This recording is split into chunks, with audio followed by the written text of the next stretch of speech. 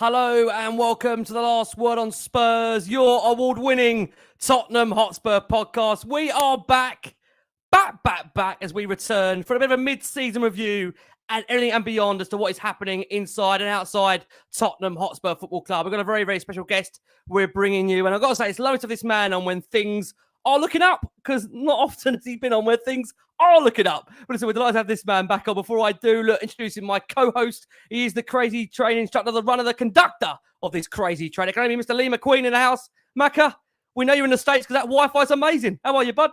Great. The Wi-Fi is good. The HD's looking good. I mean, couldn't make it up. It's better Wi-Fi over here. In America, right, you get bigger and better things. That's the American way. And I think that, that's what's happening from little old Oxfordshire to the bright lights of Austin. So, yeah, it's absolutely freezing here, though, to be fair. So I brought my trusted Tottenham Hotspur hoodie with me. It's keeping me warm. And a big shout-out, massive shout-out, right at the top of the show to one of our own, Ricky J. Norwood. Ricky J. Norwood is one of our own. Good luck, mate. And absolutely steaming it by all accounts. Pat's got the fireworks going on. It's all kicking off on the show. And we still haven't even introduced our unbelievable guests tonight, Rick. Absolutely. Always fun and games. Paul looked absolutely stunned there with the fireworks in the background. Now I got to try and find Paul to do something about something there. Before we bring the man himself, I'd like to have alongside me. He's smiling, he's happy. It can only be a break for Tottenham. It means Patrick Tyrant's back. Chatty Patty, how are you, my man? Ricky, don't do me like that. I'm smiling and happy when we play as well. I know you are, but sometimes. Patrick's too negative. Don't do me like that. I'm not, things brother. Like you say, never. stick. Never. No, happy to be a great panel. I'm just going to sit back and let Paul do his thing for the first hour. I just want to hear everything Paul's got to say. And yeah, man, I can't wait. Shout out to everyone in the comments. Well done to Ricky. And yeah, I'll stop there. But yeah, I'm happy to be here, as always, Ricky. So don't do me like that, okay? Never, my brother. Never. Can I just say, it's been an absolute honour to have this man on this show fairly regularly. Like I say, we love Chatty Patty. We can't shut him up. That's the beauty of him. Absolutely love the man. Now, listen, this man needs no shutting up. He is, of course, he's the real genuine voice of Tottenham Hotspur. He's the man that you hear inside the stadium, sometimes outside the stadium, because his voice is so incredible. It can be the one and only Mr. Paul Coyte is back. Oh, thank you. What an intro. I just want to say, look, you got Lee there in Austin. We got Pat there and his fireworks. And I look like I'm in Wormwood Scrubs, don't I? I mean, for those that are listening, I've got like a white brick, what is fake white brick wall, but God, look at that. It looks like a scene from Porridge. I missed the old kids. Boy, where's the old background gone? We missed the old one. Where's the old one gone? What? The old one? That was the Spurs one. Oh, I couldn't work that. I couldn't work that out. I thought this was really something else. This cost me at least 50 quid, this fake brick wall. I should have bought the actual bricks and then painted it white for less than that. Oh, but I tell you. Well, listen, we've got Van der Ven and Romero behind you. Hopefully Dragosteen to come as well. Absolutely. Let's keep our fingers crossed. Very good. Big week with Tottenham Hotspur. This time next week, Spurs hopefully have advanced in the FA Cup. Yeah. We have brought Coyte back to give us some real, genuine hope, optimism and belief. And I know, again, speaking to Lee and Pat beforehand, that is a massive game for the football club. We'll be covering that and all. But listen, we are here. Obviously, look, mid-season review for you guys. And I think, look, it comes at a fairly decent time for Spurs. I know so many out there are pining for Ange Ball because it has been an unbelievable start to the season. I mean, Paul, I have to open up with you because when you consider where we was in the summer and the mood surrounding the football club. I mean, look, you are there, if not there away, but you're there at home every other week. Just give me your feeling, Paul, what it is like just being around the club at the moment, the atmosphere and just the belief and optimism that Ange seems to have given us since he walked through the door. July time now. I mean, how do you sum it up, Paul, for you? It's just as you'd expect. There's a couple of things, and I think as a fan more than anything else, I feel this way. And that is, it's the way we're playing. You speak to other fans from other clubs and they're like, oh, you think you're going to do this and you think you're going to do that. And you go, this is not the reason we're feeling like we are at the moment. The reason we feel like we are is that we're being entertained with the football that we were brought up on. We're getting to see Spurs play the Tottenham. I mean, if there is such a thing as Tottenham, we know there is. We know whether it works or not. But at the moment, it's so entertaining. And not only that, but we're winning with it as well. And I love what Ange says as well, Rick. And that's the fact.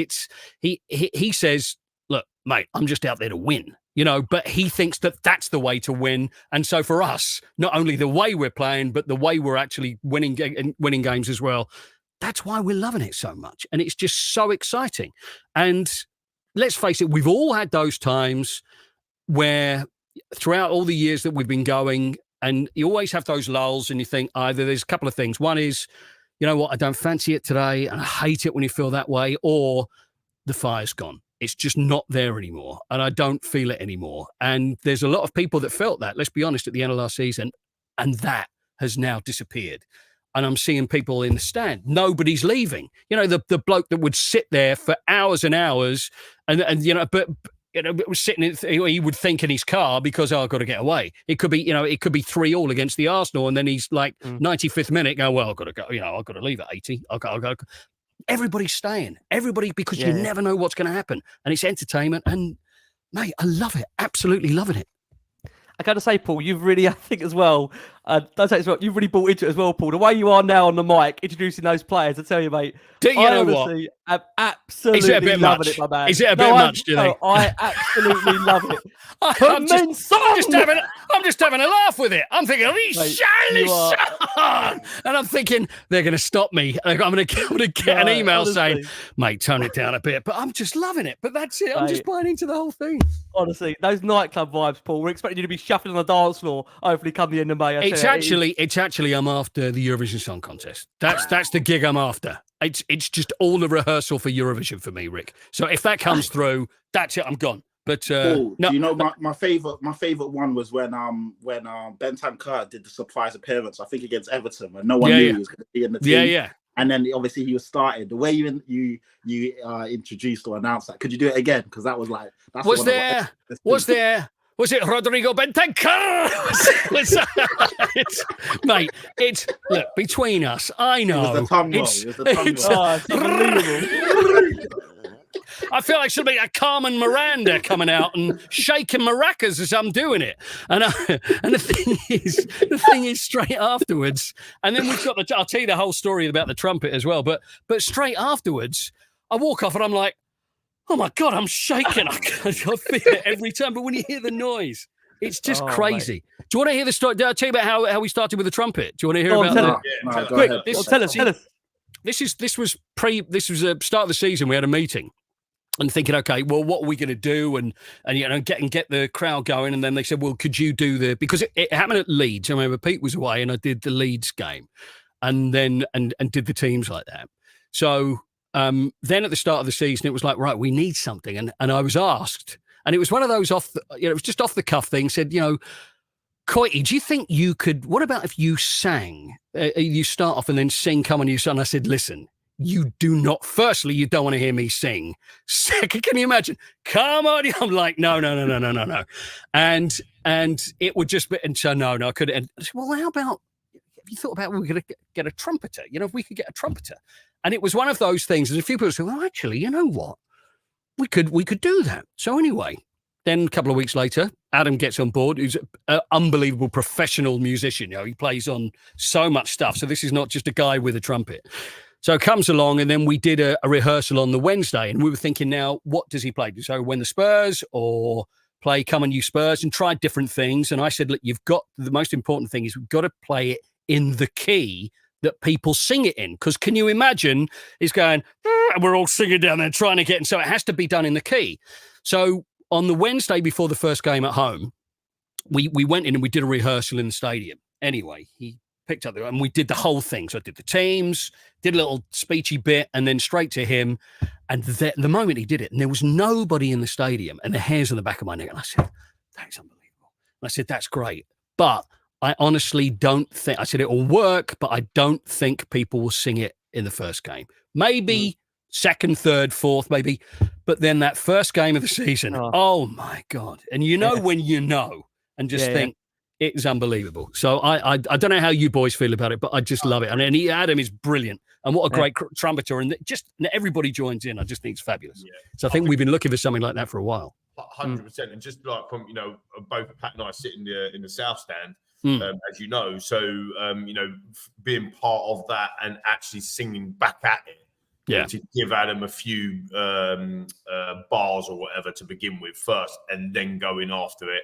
I just think it works perfectly. It really kicks off. And you can see I don't know whether you do this, Pat, but I always look at the away fans when they come into the into Tottenham Hotspur Stadium. What, in an intimidating fashion, Lee? Is that what you're doing? No, I'm too far away. I'm too far away from it. I can't see.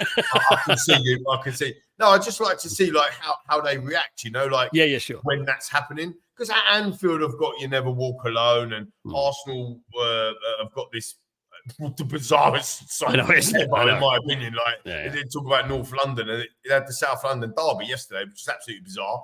But anyway, they've got this thing going on, and I just think ours is just so Tottenham, isn't it? It's just so Spurs, and it's great to hear, great to see, great to be a part of from a singing point of view. Oh, man. I got to say, Paul, look, it is an unbelievable atmosphere at the moment. And look, there's many factors to why that is. I think many would say the Ange effect's just been absolutely phenomenal since the way that man has walked through the door, from what he tells us, from what we feel. I mean, Patty, coming around to you, look, I mean, we have now passed that halfway mark of the Premier League.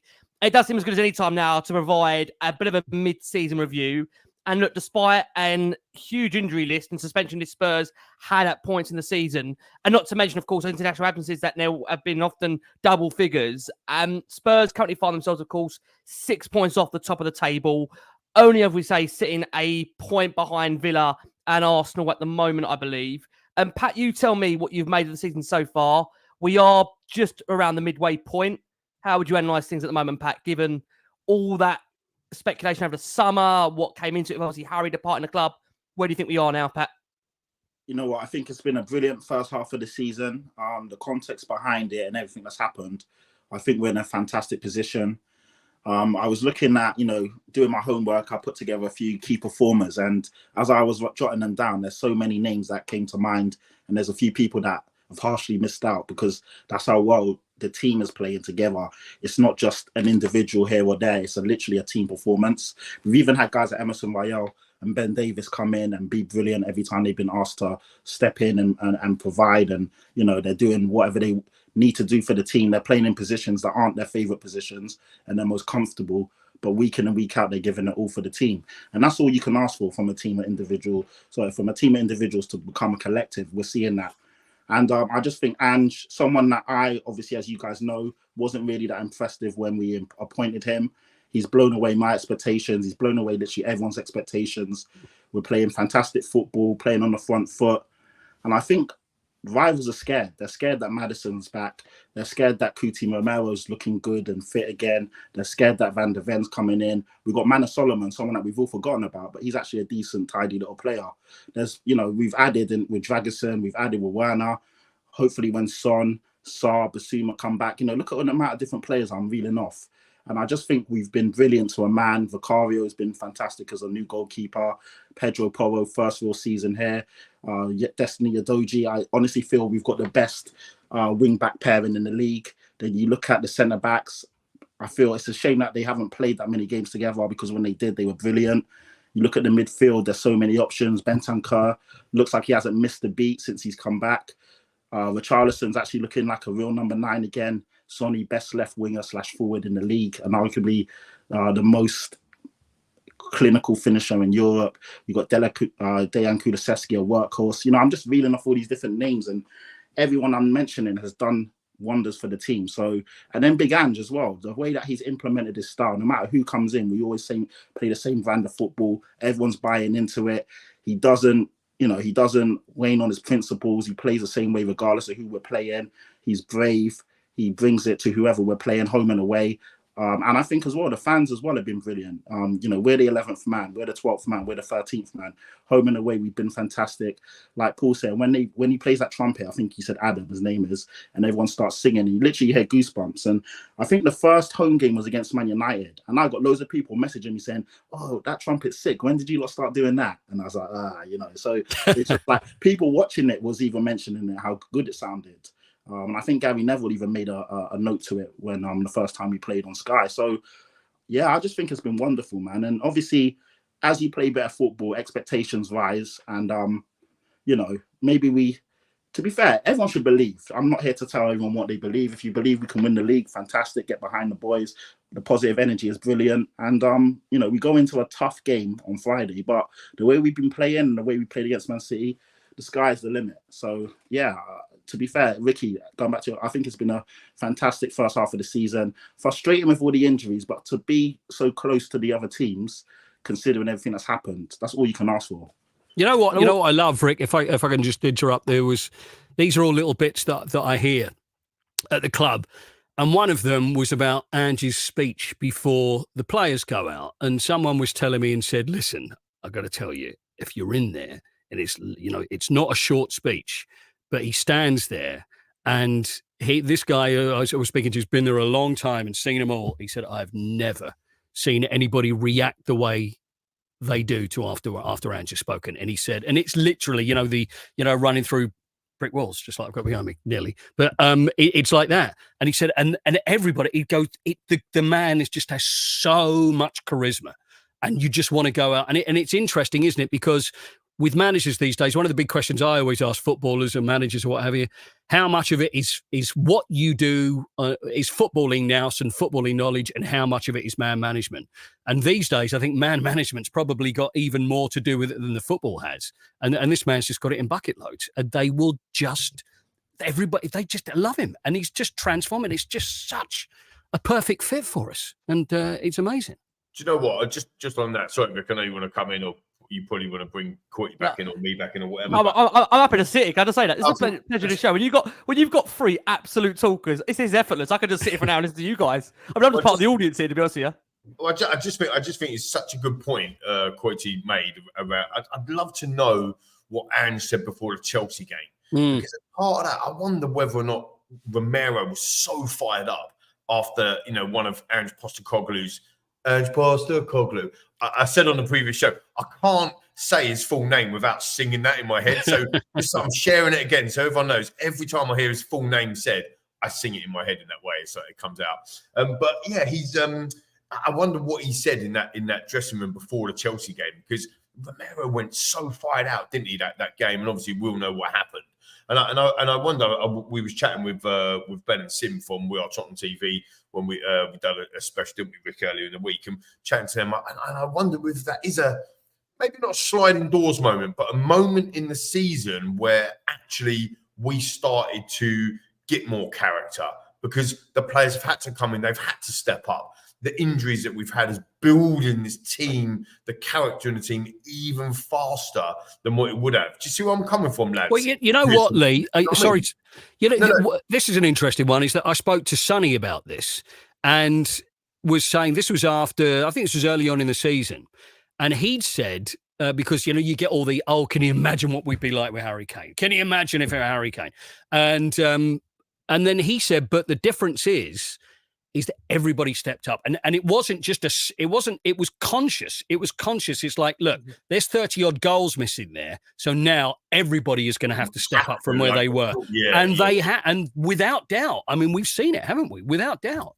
Yeah, and actually, you talk about the captain, like you talk about Kane, bringing Kane in and actually interviewing Sonny and asking Sonny about it, and Sonny would obviously never say that. I actually think I heard you, or I sort of saw you say that, and Sonny said, look, Harry Kane is Mr. Tottenham, and he is us. But again, the set of circumstances around how Sonny's had to step up, as you've just said, the captaincy, the huddle at the away fans. I mean, I think that's absolute genius. No one else thought of that. That was a Sonny idea by all accounts. The WhatsApp group going around and doing that and making it happen. Now he's leading the team brilliantly, isn't he, lads, viewers and listeners, this year? Yep. And we're missing him. I know he scored in a week, and it was a couple of days ago. It was 2-2 for his country, and he's an absolute superstar. But I'm missing him. I want to see him on the pitch, and we're gonna miss his ability, right? Of course, against Man City, but we're also missing the man as well. And again, a little bit like that, what you just said there, Paul, about Kane and everyone having to. Everyone else has got to step up when Sonny's not there now. Coyte, I thought, was an excellent captain the other week against Man United. And now Maddison coming back, 2 vice captains back on the pitch. It's going to be wonderful to see, isn't it? It is indeed. Yeah, I mean, when you consider, from leading the league in October, being unbeaten, of course, in opening 12 games, and managing to find a way to score the goals, as we've said there, arguably losing the club's greatest ever modern day striker, Harry Kane. And most importantly, as well, as we've said on this show to begin with, and throughout, obviously, the last 5-6 months, playing a brand of football that is so much alike into the way Spurs fans would like to see their football played. And I think, again, this goes back to that very old age about there being a Spurs way. And Paul said it earlier, what is the Spurs way? What is that? I think, again, only from, again, the White Hart Lane days where there was Paul telling us to get off the pitch. I still love that. Please get off the pitch, please. Please, get Paul, off you know what, mate? That last day of the season, last game of the season at White Hart Lane, Paul. Yeah, that will always be in my memory. And you play, I think, such a huge part in many Spurs fans' memories of that last game at White Hart Lane because of just what that came about. And even now, Paul, I'm sure that plays a real special part in your heart, right? I mean, that day was just without doubt. It's one of the greatest. Yeah. Not only professionally but personally, one of the greatest days of my life. When I look back on it, the way it was, I know I've probably told this, bored everybody about it before, but it was when everybody ran on the pitch, because I was so nervous before, because I was going to have to introduce everybody, and I knew all a bit around the world. I was so nervous, couldn't watch the whole game, so I was just walking around the stadium, standing there, and because that happened, it was like, okay, that's gone, so now I can enjoy it. And there was one moment I was standing in the middle of the pitch, and I'm calling everybody out, and I'm going, right, now you come in. And I remember looking around me and just thought, it would not get much better than this. It was absolutely incredible. What a day that was. It was. But it can get a bit better. We'll see. Yeah, we'll see. Might happen this season. You never know. We're We're hoping. Honestly, I tell you. Go on, Matt. I'll give him a shout out on that day. Actually, is Nick Martin, one of my best mates, and we go to one of our season ticket holders in the south, and we've been moved from our south stand season ticket to the north because they tore half of it down. Do you remember the last season in our lane? Of course, unbeaten, beat Man United that last game. In case you didn't know the result, Paul, it was 2-1.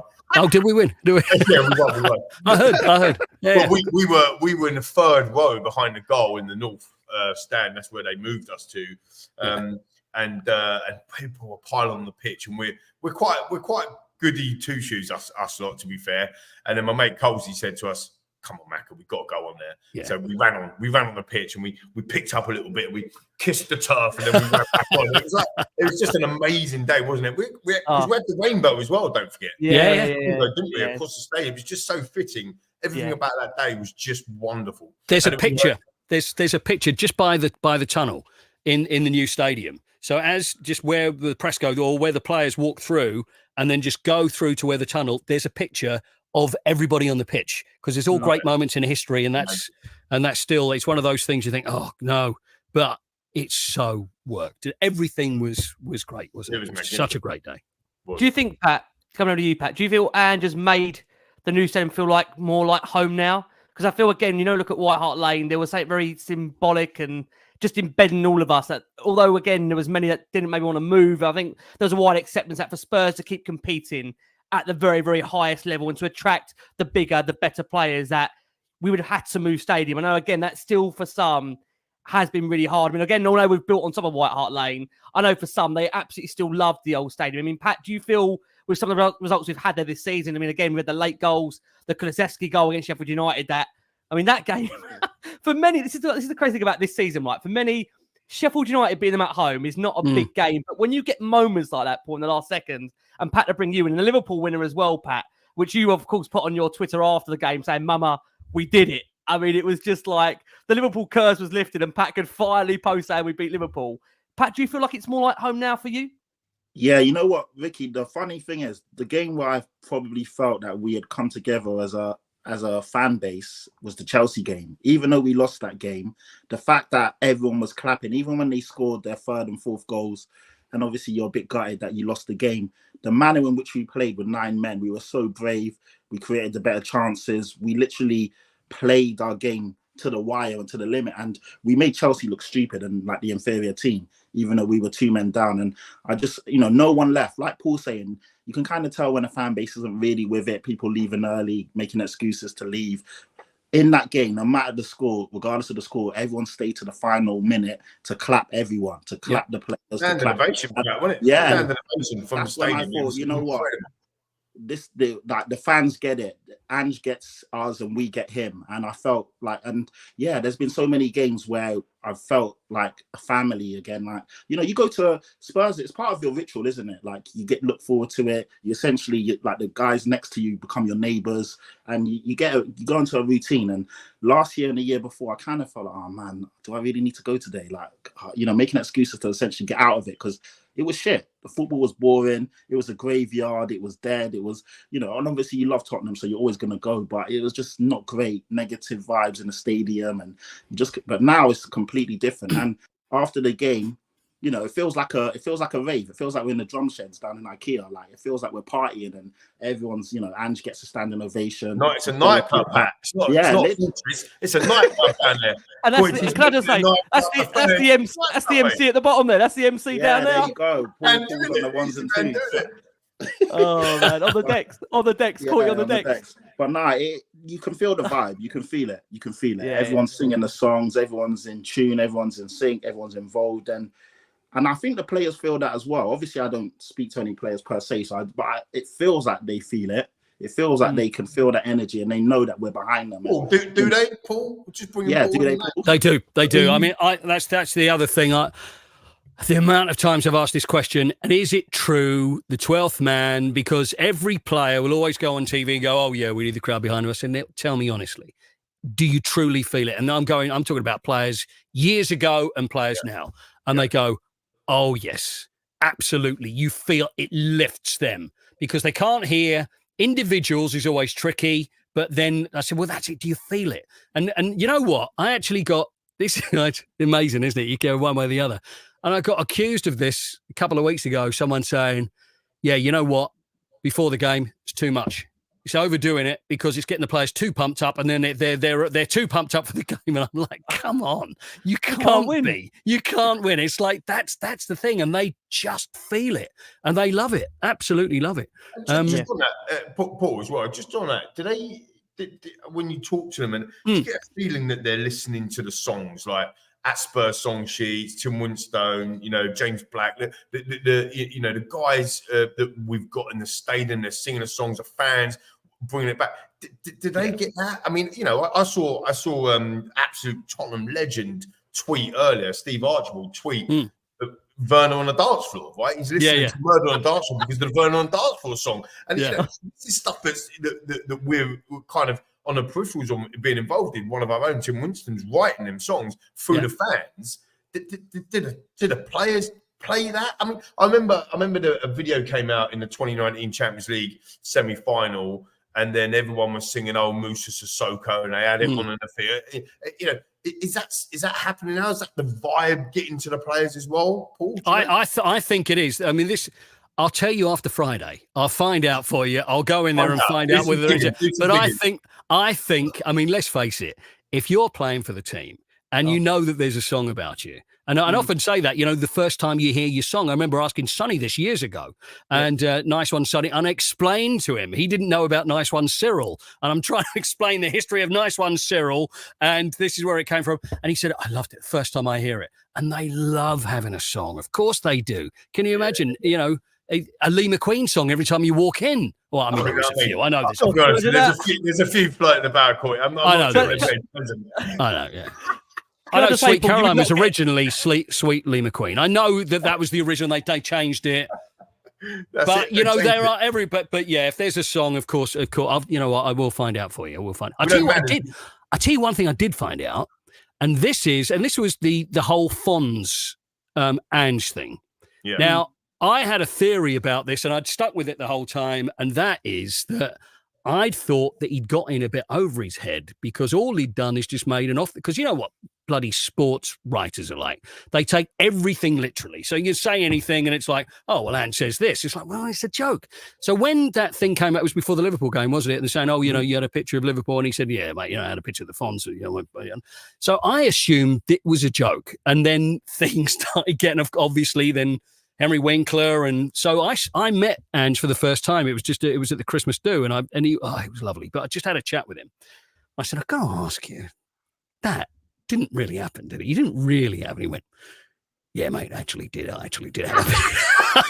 I'm like, are you serious? Yeah, mate, I actually did. It was a lot of us had a picture of the Fonz.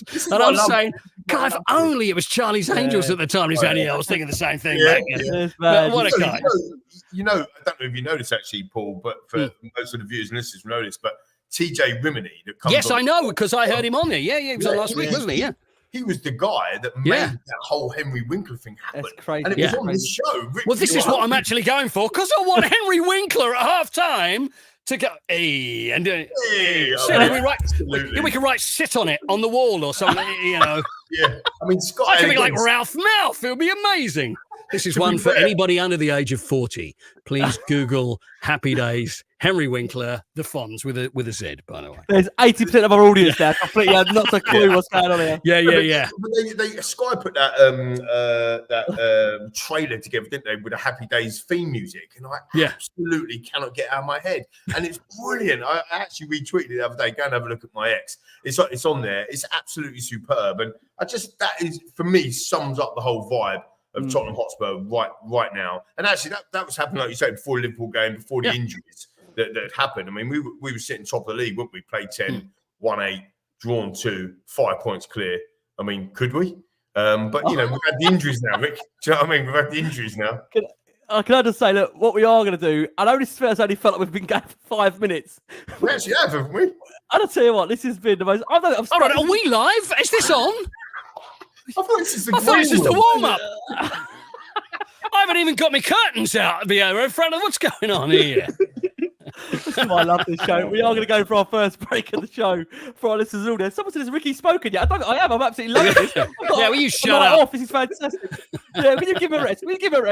We're joined by Lee McQueen. We're joined by Chatty Patty Tyrant. And we're joined by Spurs' very own, the voice of Tottenham, Paul Coyte. Joe, I could just give this up. Paul, can't you come and do this every other week? Mate, I'm always available. You know that, always available. Top man. Listen, absolute pleasure to bring Paul on. You can tell the vibe that's here right now. We're still trying to come down from the top of the roof, the skywalk, of course. Look, we are in a good place at the moment. What I do want to ask you, Paul, is, we've had difficult times where we've been out with 5, 6, 7, 8 players. And the vibe this season in comparison to previous seasons, previous managers, that this feeling, Paul, we just seem to be able to believe wherever we go, we're going to get a result. When you look at this season, we've gone down to Arsenal, we've come back. We've gone down, of course, to City, we've come back. We've gone down to United, we've come back. Paul, do you feel as well, you being in that stadium every other week, of course, at home and away when you can go as well, is there that feeling, Paul, that anything feels achievable under Ange? I mean, look, you spoke to him at the Christmas party. Any? Can you let us into any other secrets there he told you? Did you ask him if he could do anything? Yeah, I mean, we were just talking about stuff and talking about, watching football in the old days, and he was talking about Liverpool. We were talking about Kenny Dalglish, and it's funny because I was saying that he was, there we are. He was saying that I think I was talking about Kenny Dalglish, and I was saying of all the managers that I've seen over the years in the tunnel, and how managers react, and how they are, with referees and all the things I've seen. I've seen people screaming in ears, and stuff that you wouldn't normally see on the TV. I remember Kenny Dalglish once when he was manager, and he was screaming in the referees' ear. And I said, Ange, that was the sort of thing. I was shocked. I couldn't believe it. I said, who was your favourite player? And he went, Kenny Dalglish, mate. I was like, all right, yeah. Well, I'm sure he's very respectful. He was a great player, but it was just chat. You know what I mean? It was just that sort of stuff. I'm never going to go right in and go, Ange, tell me that. There's so much I wanted to know, but you've still got to have that sort of, I don't want to make an idiot of myself. And I just said, look, I've been a fan since I was a little boy. I mean, coming since the 70s, since I was a kid, and I've never, and I'll be honest with you, I've never seen an atmosphere like there is at the moment. And I said, and that's down to you, and that is down to you. And I believe that totally. And he's going, oh, well, and he just kept going, long way to go yet, mate. But, and you think if that's a long way to go, because it's just such a great feeling. And I'm sure that other teams are now going to start thinking, oh yeah, that's the way to play football. Because actually, you look at the Chelsea, sorry, I know you're going to break, but the Chelsea thing, the thing that bugged me so much was all these so-called experts that came straight out and they're going, naive by Spurs, ridiculous. What the hell are they playing at? And we were all watching it thinking, give me this every time. And I was thinking, maybe I don't know as much about football as I think. Maybe I'm just about the entertainment. But I loved it. And And he came and he just said, that's what we're about. And you know what? And we nearly bloody did it as well, didn't we? We so nearly with 9 men. And the fact that, we didn't, unfortunate. But I will stand by the way he played and that night every day of the week because I absolutely loved it. And so did everybody else, which was the reason everybody stayed there. So all this naive stuff, you can take it and you can stick it because that's the way we're going to play. Yeah, I mean, Patty, you said to me beforehand that you've got a list of players that you could mention in this show, this segment about the standouts so far this season. I'll let you, Patty, take the floor because, look, Vicario, for those, that Patty was with us in the summer. And I think there was when you came on, there was a very definitive split in terms of those that were really unsure. We're buying for some, we laughingly said the cheap option. The cheap option, of course, with David Raya. Vicario has been, again, you've got to say phenomenal. And if not, has got to be, for me, one of the best goalkeepers in the league. When you consider the fact that at the moment, don't want to put the knockers on it, there's not been a single mistake that's led to a goal from his perspective. He's just been remarkable. And the way he's made the saves, crucial saves in every game.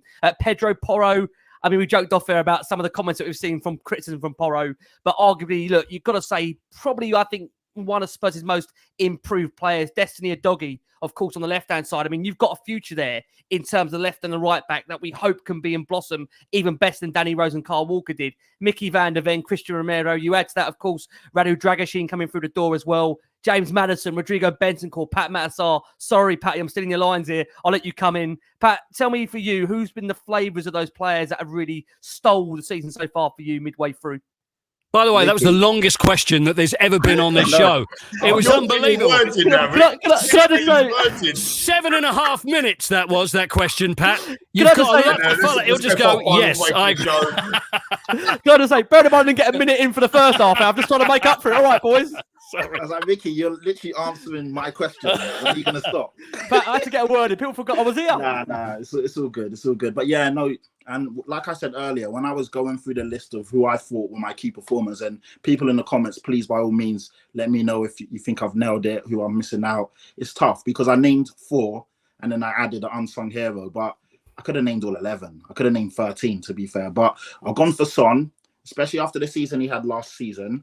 It wasn't his greatest, campaign for various reasons. Coming in as a captain, more responsibility on his shoulders. One of the elder statesmen, one of our considered world-class players. He had a lot to live up to. He's already got 12 goals, 5 assists in 20 games. So that's 17 GA in only 20 games. That's fantastic when you look at it. And he's created 11 big chances. So there should have been more assists. So when you look at what he's done this season, having to tailor his game, depending on who we're playing. Sometimes he's a winger, sometimes he's our striker. He's been brilliant. He's looked after the younger players. You can see he lives and breathes for Tottenham. And I just think that his spirit has been felt not only by the players, but also by the people in the stadium. Then I look at Pedro Porro, 7 assists from a fullback is insane. One of the best dead ball deliveries and crosses in the league. 10 big chances created, 80% pass completion, playing this high-octane football. We're always playing on the edge, and he's completing 80% of his passes. 4 clean sheets. I know he's a defender. We kind of forget that, but still decent in only 20 games. He's been brilliant. Probably my right back of the season. I know I'm a bit biased. People may argue Trent, but I do feel Porro's been better. So you look at those 2. Then I'm going to put Richarlison in as well. I know he divides opinion. But again, after the stinkfest last season, where he only scored 1 goal, I believe, and got 3 or 4 assists, he's got 7 goals and 3 assists in 18 games. So that's 10 goal contributions in 18 games. The last game, you saw how well he held the line, brought people into play. Every game, he seems to be adding more to his game. Is he the answer long term? I'm not sure. But right now, he's definitely doing all he needs to do whilst others are out. So you've got to give him that credit. And then, obviously, my last one is Vicario. I know I could have named so many other players, but Vicario first. The goalkeeping position is such a hard position. Goalkeepers, as we know, are mental. They're under scrutiny 24/7. They can have a fantastic game. You make one mistake in the 89th minute. That's all people are going to remember. I think was it Lee or Paul that said he's not made any errors leading to goals, or maybe Ricky. You just look at him, you look so assured. The funny thing is... Might have been you, Pat, to be fair. Yeah. Go through, mate. I never said it. He never said it. No. Hasn't been me. I've not got a bloody word in it. Definitely ain't me. Are you reading this, or is this all in there, Pat? Is it really? There's a guy. Christ, my son takes the piss out of me because I can't remember the last game and who scored. No. That's unbelievable. I do know a bit, but- Don't put it away. No. Never show your tricks. I can't lie. I'm like, that would be fouling me. I do know a lot, but I do also write down. In my humble opinion. But yeah, so Vicario, after the preseason, it was funny because literally every time they took a shot on target, it went in, and we was like, "Ooh, what's this guy about?" It's very Brentford, true. Yeah. Brentford away. I thought he played okay, but he got pelters online, and people said he looked shaky, and they were worried. And I was like, I thought he did all right. And then since then, the guy's flown, and 67.7 save percentage, which is very decent. I think that's 4th or 5th in the league. 80% pass completion, which is, you may think, why did I add that? But the way we play, ball to feet, the goalkeeper's literally an outfield player. Hugo Lloris was fantastic, but he was kind of like that crossover, the last of the dying breed of the old keeper converting into the new generation. And we tried, the latter stages of Hugo's career, we made him probably do stuff he wasn't comfortable doing. Where Vicario, you can see it's like a duck to water. He's very comfortable playing like that. So 80% pass completion from a goalkeeper is fantastic. And for me, him and Alisson are the 2 best goalkeepers in the league now. I feel Alisson obviously is a cut above. You don't want to be disrespectful when Alisson's put in work over years and years. But after that, Vicario was there. And this is his first season. So I think he's been brilliant, fantastic. He's changed. Brilliant. He's allowed us to change the way we play and do it seamlessly. And my last one, my unsung hero, is Dejan Kulusevski. I think he's been brilliant. And he goes under the radar. But when you look at, 5 goals and 2 assists, it's not like mouth-watering or eye-catching. But when you look at the performances, the big goals, what he's done, playing on the wing, playing as a 10 when Maddison's not been there, playing as an 8, a 6, whatever. The guy's pretty much covered the most ground in the Premier League. I think it was between him and James Ward-Prowse last time I checked. 84% pass completion, 8 big chances created, most distance covered, like I said. And he's only 23. He's such an assured, measured player for such a young player. I think he's been brilliant. So those are the guys that I would say have been the key performers. Obviously, I could have put Sarr in. Basuma at the start was fantastic. He kind of dipped a bit. James Maddison was brilliant. He had got injured, so we kind of forget about him, but he was fantastic before the injury. Van der Ven was brilliant. Romero is fantastic. So there's so many players I could have named, but I'd say those are the 4 plus 1 more. I'm going to say, Pat, Pat's getting a new name on the show now. He's called Chatty Statty Patty. I like that. He's taking my blue book. I'm stealing that. Pat with the blue books. Go on, Becca. For me, you're looking at the unsung. This is off the cuff, but my unsung hero for this season so far is Ben Davies. He just does not get enough credit. This guy. I mean, he's been at the club, servant for the club for 10 years. And let's be honest about it. People think I'm a happy clap or whatever. You know you are. I think you idiots. The reality of the situation is the geezer's come in. He's a fullback. He's playing left-sided centre-back for one of the best young centre-backs who's got pace to burn, and Ben Davies hasn't. And he's been brilliant. He has. He's been absolutely brilliant. So he's an unsung hero. The other thing I'll quickly want to say, and this is to all you absolute monsters out there on social media, you absolute keyboard warriors, right? I want to say this. You just heard the man, voice of Spurs himself, say that the 12th person, the people in the stadium, the fans, the people online, players do hear it. Players need it. They want it. They do hear it. Now, we are critical of players on this show, just like pundits are on Match of the Day and Sky and whatever it is. And I think footballers and I think top tier sports people, whatever, they understand that as part of football's part of the game. But the absolute grief that Brennan Johnson is getting right now is an absolute disgrace, right? The guy's 22 years old. And when you put it into perspective, right, he's had 18 appearances in the Premier League. He scored once and got 4 assists. That's 5 goal contributions in 18 appearances. Now, when you put that against somebody else who most of the people that are having a go at him were saying we should have signed Luis Diaz. He's had 20 appearances for Liverpool. He scored 3 goals, granted, a couple more goals, but he's only got 1 assist. And they play in the same position. Now, this is a kid that's come into the side that has been playing on the left, playing on the right, with a load of people in amongst it behind it. The main man, Maddison, threading balls through, hasn't even been there for the last 10 games or 8 games or whatever it is. So I just think, like, at the end of the day, we know from the man himself, Paul's just said it, The 12th person is hugely important. People read it. And when you see our own players restricting comments on their social media because the abuse they're getting from our own fans, well, if they call them that, I just think it's an absolute disgrace. Like, be critical on a player, give them a 4 out of 10, a 3 out of 10, whatever it is. I think they can handle that. You know, that I'm sure the papers have gone a lot worse. But when we're constantly abusing players for their ability, bearing in mind that Kulusevski was told that he couldn't run, people were telling me he couldn't run, he ran into weak. Within 15 minutes of him playing, Macca. Within 15 minutes. People were telling me that we got the cheap option in Vicario, who's basically an 8 out of 10 every single week. People were telling me that Ben Davies ain't good enough. He's just stepped in for one of the best young defenders in the league, in my opinion, and done a stellar job. So just get off their backs and get part of the vibe. And if your vibe is just about negativity and, you know, having a go at the players, have a go at me. I couldn't give a monkeys, but don't have a go at the players, right? Because at the end of the day, they're there and they're trying it. Be critical of them, fair, right? Be critical of their performances, but don't abuse them based on the fact that he hasn't scored or assisted in the next couple of games. Because this guy, let me tell you, Ange wanted him. And what has Ange brought into his football club so far has been literally faultless, and he will come good. And Brennan Johnson will have 2, 3, 4, 5 games on the trot where he scores and assists every single game. And you can bookmark this. You can bookmark this if you want and come back at me, because it is going to happen in the next 10, 15 games. Come on, Brennan Johnson. I just felt that was such a Kevin Keegan moment there. Macca, I'll tell you what, I didn't know where to look at halfway through that. No. Felt a bit I uncomfortable. love it. You're right, mate. You know what I mean, though? It's just out of order, isn't it, guys? You're absolutely right. You know what I mean? It's out of order. Coyte, talk to me about how big this game is to come Friday. We say it's like a nightclub in there.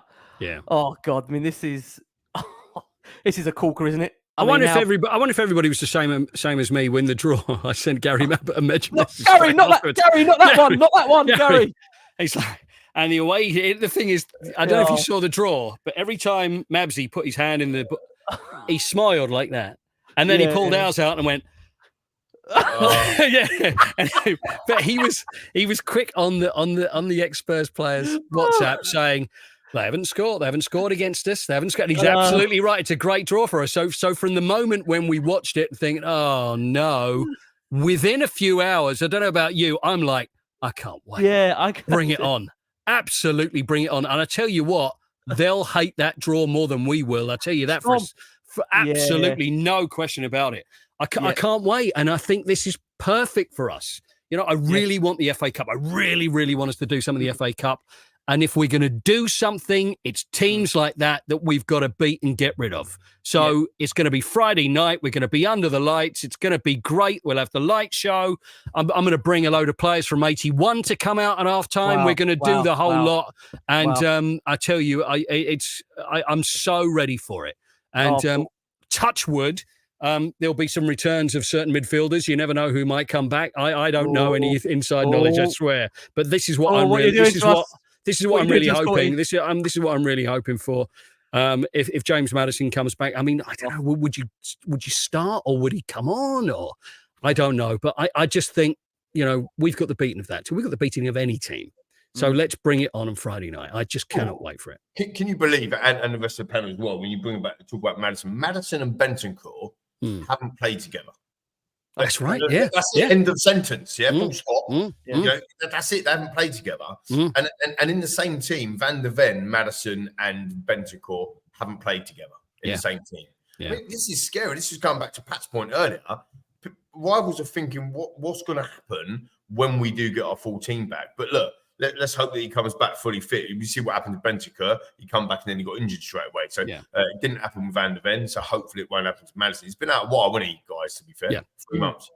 Yeah. I mean, Patty, where does this rank for you in terms of the season? How big a game is this when you consider it is the holders and it is a side that have not even scored a goal at the Tottenham Hotspur Stadium?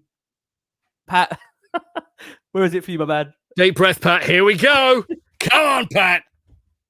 You know what? It's the biggest game so far, 100%. It has to be. And you know, I was pissed off when we got, you know, when we were drawn with Man City. I'm not gonna lie, I was annoyed. I was like, I wanted a nice away game at a smaller team, a real FA Cup tie, FA Cup magic, all of that stuff. But like Paul said, sometimes you just got, you got to be the best, you got to beat the best. We've got to go through a Liverpool or Man City at some point. I didn't want it in the 3rd or 4th round, I'll be real. But as I started to warm up, like Paul was saying, I was like, you know what? Could we? Like, when you look at the team, you look at the way we play, the fact that we are their bogey team.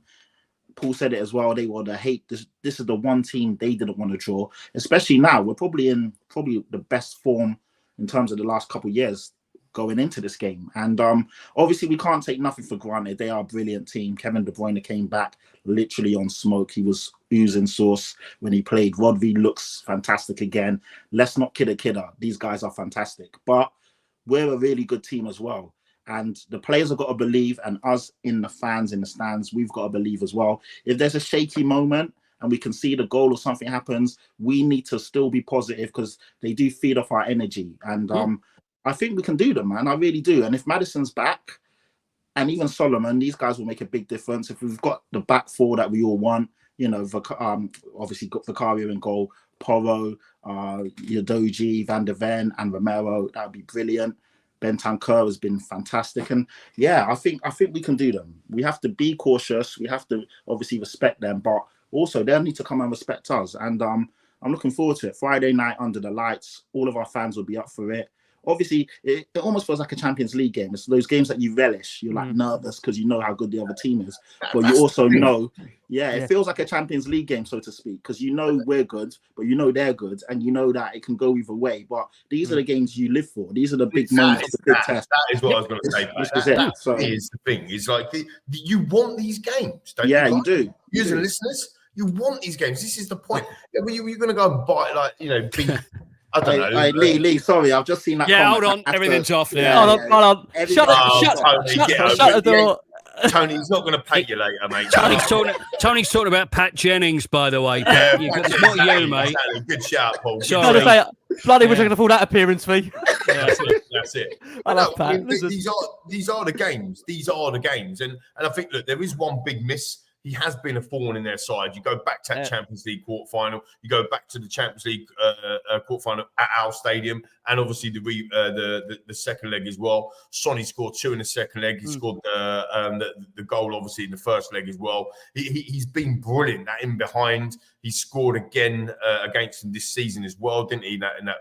In the goal. So you look at that. I mean, I think Kulusevski's going to be there. Richarlison's playing well. I'm not taking anything away from them, but Sonny is a little bit of a miss. But these are the games. I'm sorry that they are.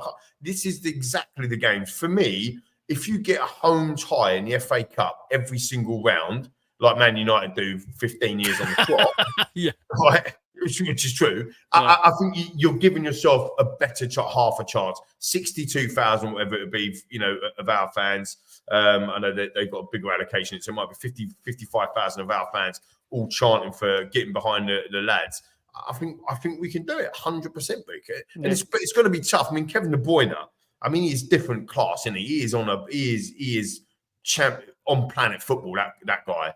But they're missing Erling Haaland, and they're not firing on all cylinders at the moment. And as Paul said, with Coyte coming back, he's already in the house. With Maddison coming back. I thought you were advancing Coyte there to the actual team. Yeah, I'll have a go. Yeah, I'll be crap, but I'll give everything. You do some defending as well, tracking back. Oh, mate, I'll be everywhere.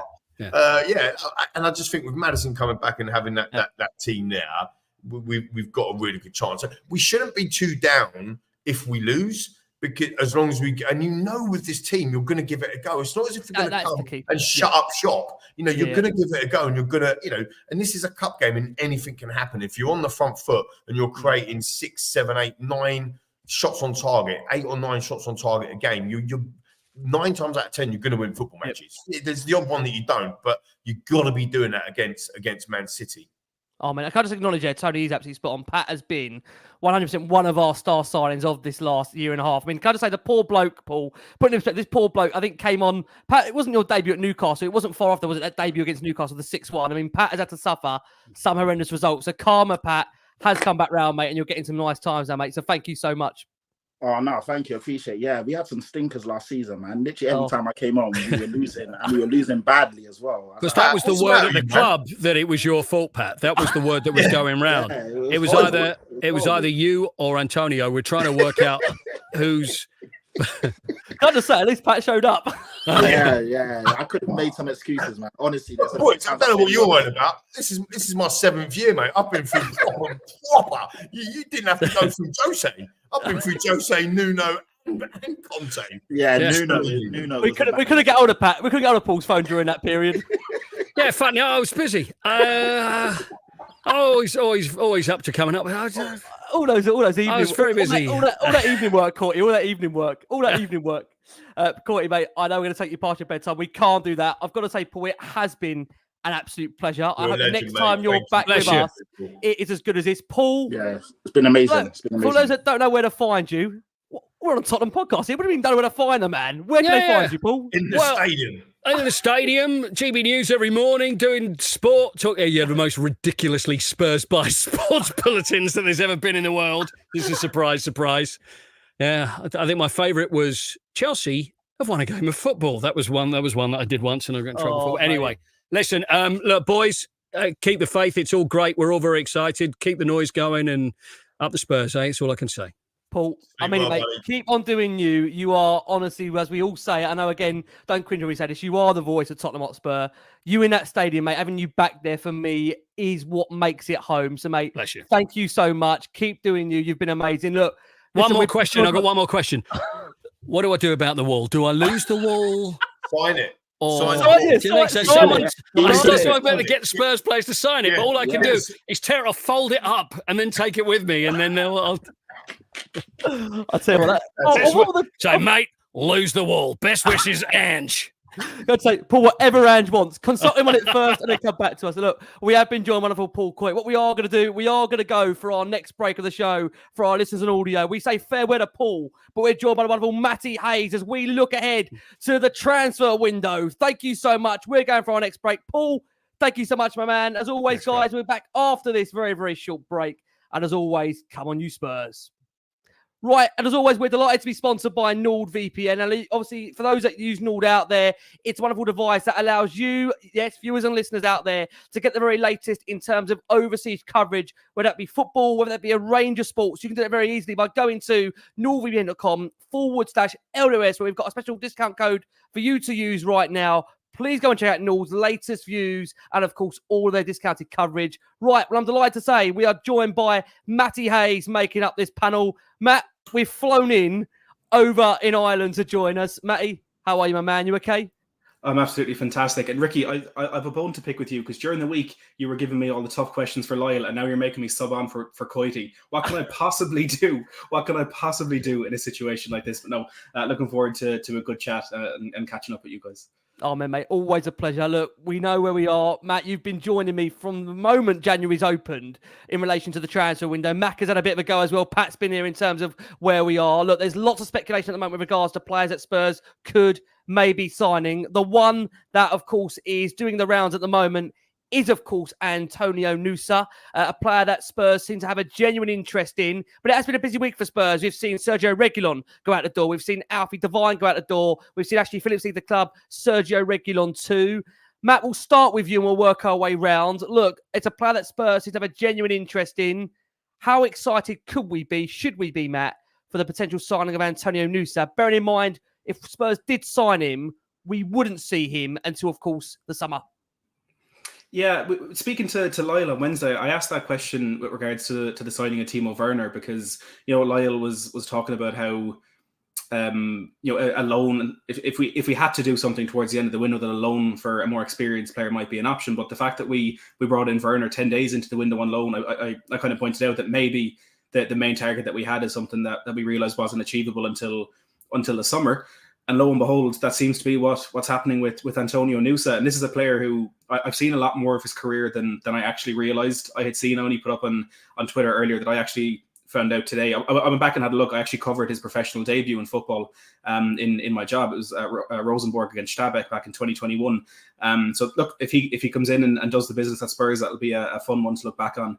But I think the line that came out during the week that the Tottenham potentially see him as a long-term replacement for Heung-min Son, I think is higher praise than any of us could put together, higher praise than any stats or any analysis could actually give the player. It just goes to show how high the hope is for him, and he is in style not too dissimilar from Sonny. I wouldn't say he's the same type of player, but he's got flair, he's got pace, he's incredible ability to work the ball in tight spaces. Now look at the age he is at 18. He's not the final product. You know, his goals and assist numbers aren't through the roof. But then again, a lot of the appearances he makes, especially last season, were off the bench, kind of 15-20 minute cameos. But he's a player that I got to watch a lot of up until this season, and he's one that always stood out, which is difficult in that Club Brugge team over the last couple of years when there's, you know, he's competing with Noah Lang, Andreas Skov Olsen, Charles de Ketelera for time in that team. And as a 16, 17-year-old, he was still, you know, in glimpses, admittedly, showing just how special he's going to be. And if this is one that Tottenham can get over the line, I'm going to be so pumped to see what he can achieve at Spurs in what will hopefully be a long time with the club. I mean, Maka, look, I know we don't want to sit here and worry about where we are going to be with Sonny in the next 3-4 years. That we look and hope Son has a long career still ahead of him at Tottenham. But I think the one thing, Maka, that you could argue Spurs haven't always been great at, and Matt was kind of picking up on it there a little bit, was pre-planning. Spurs haven't always been great at pre-planning, looking ahead in terms of what comes next, in terms of replacing some of their stars. That's always been, I think, Spurs' problem. They've arguably, I don't mean in relation to Son, they've kept hold of some of their players maybe far too long, where the value's decreased, couldn't get the money from them that you needed to when selling them on. So I just wonder, Lee, for you, how important would this signing be in terms of a player that comes with a really high ceiling potential, and the fact that he's been spoken about really high up in terms of going throughout Europe? Is this one that would excite you, Mac, from what you've seen in terms of the compilations out there? Yeah, for sure. I mean, Rebecca is perfect on that. Yeah. Replacing Son.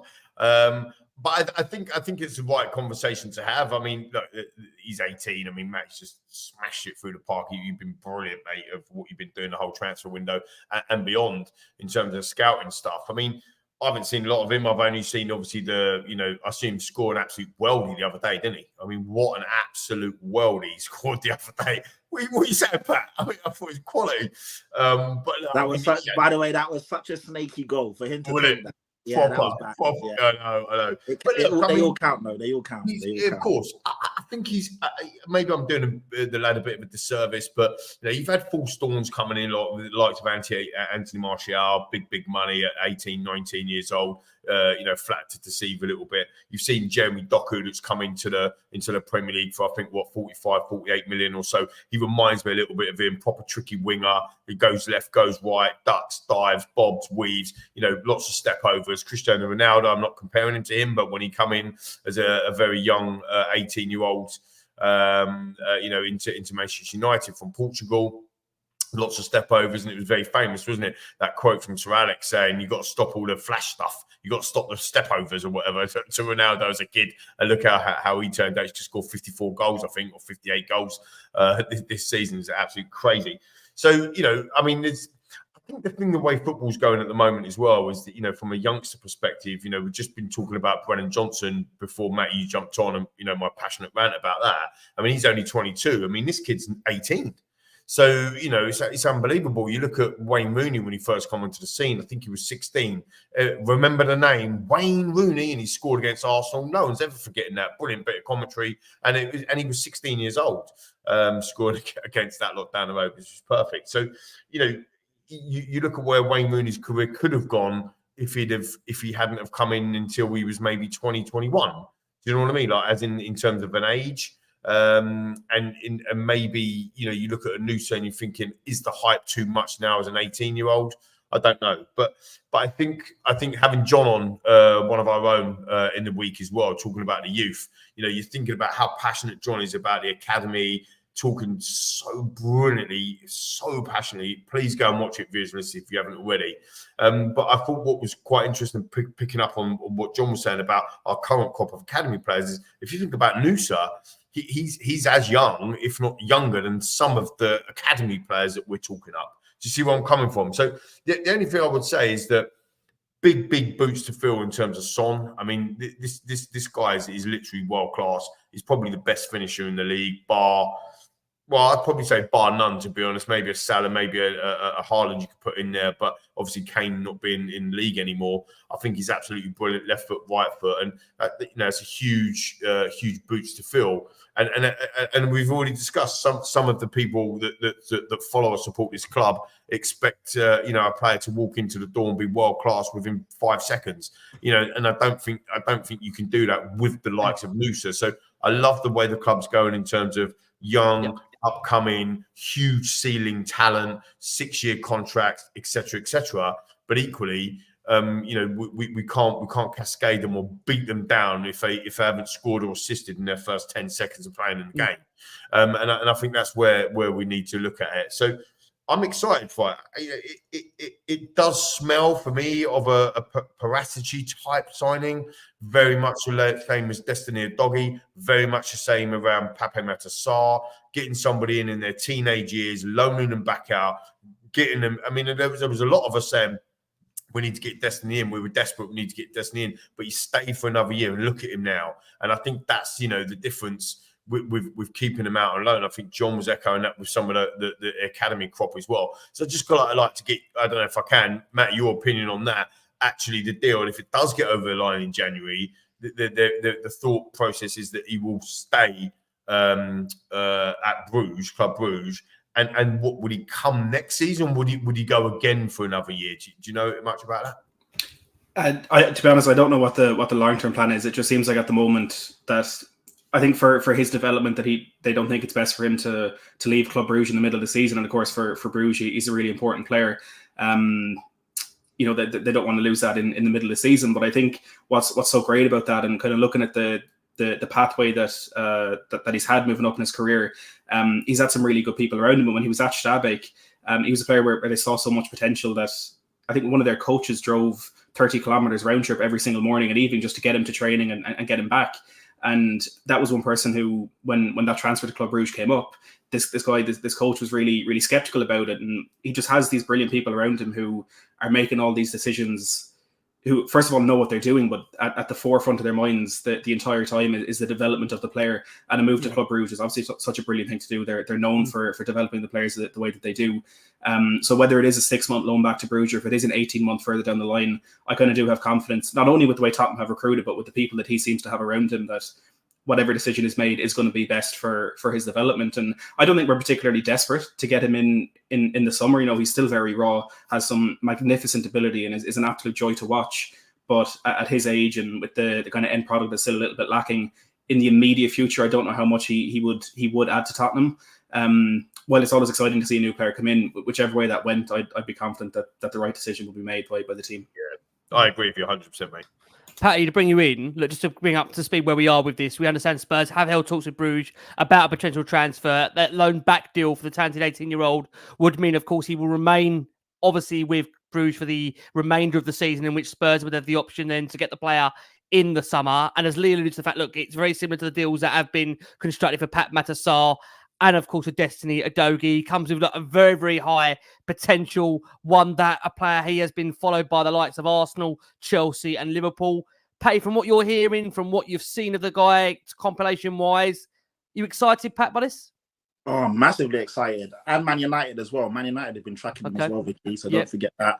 I think it's brilliant forward succession planning. We all love Son.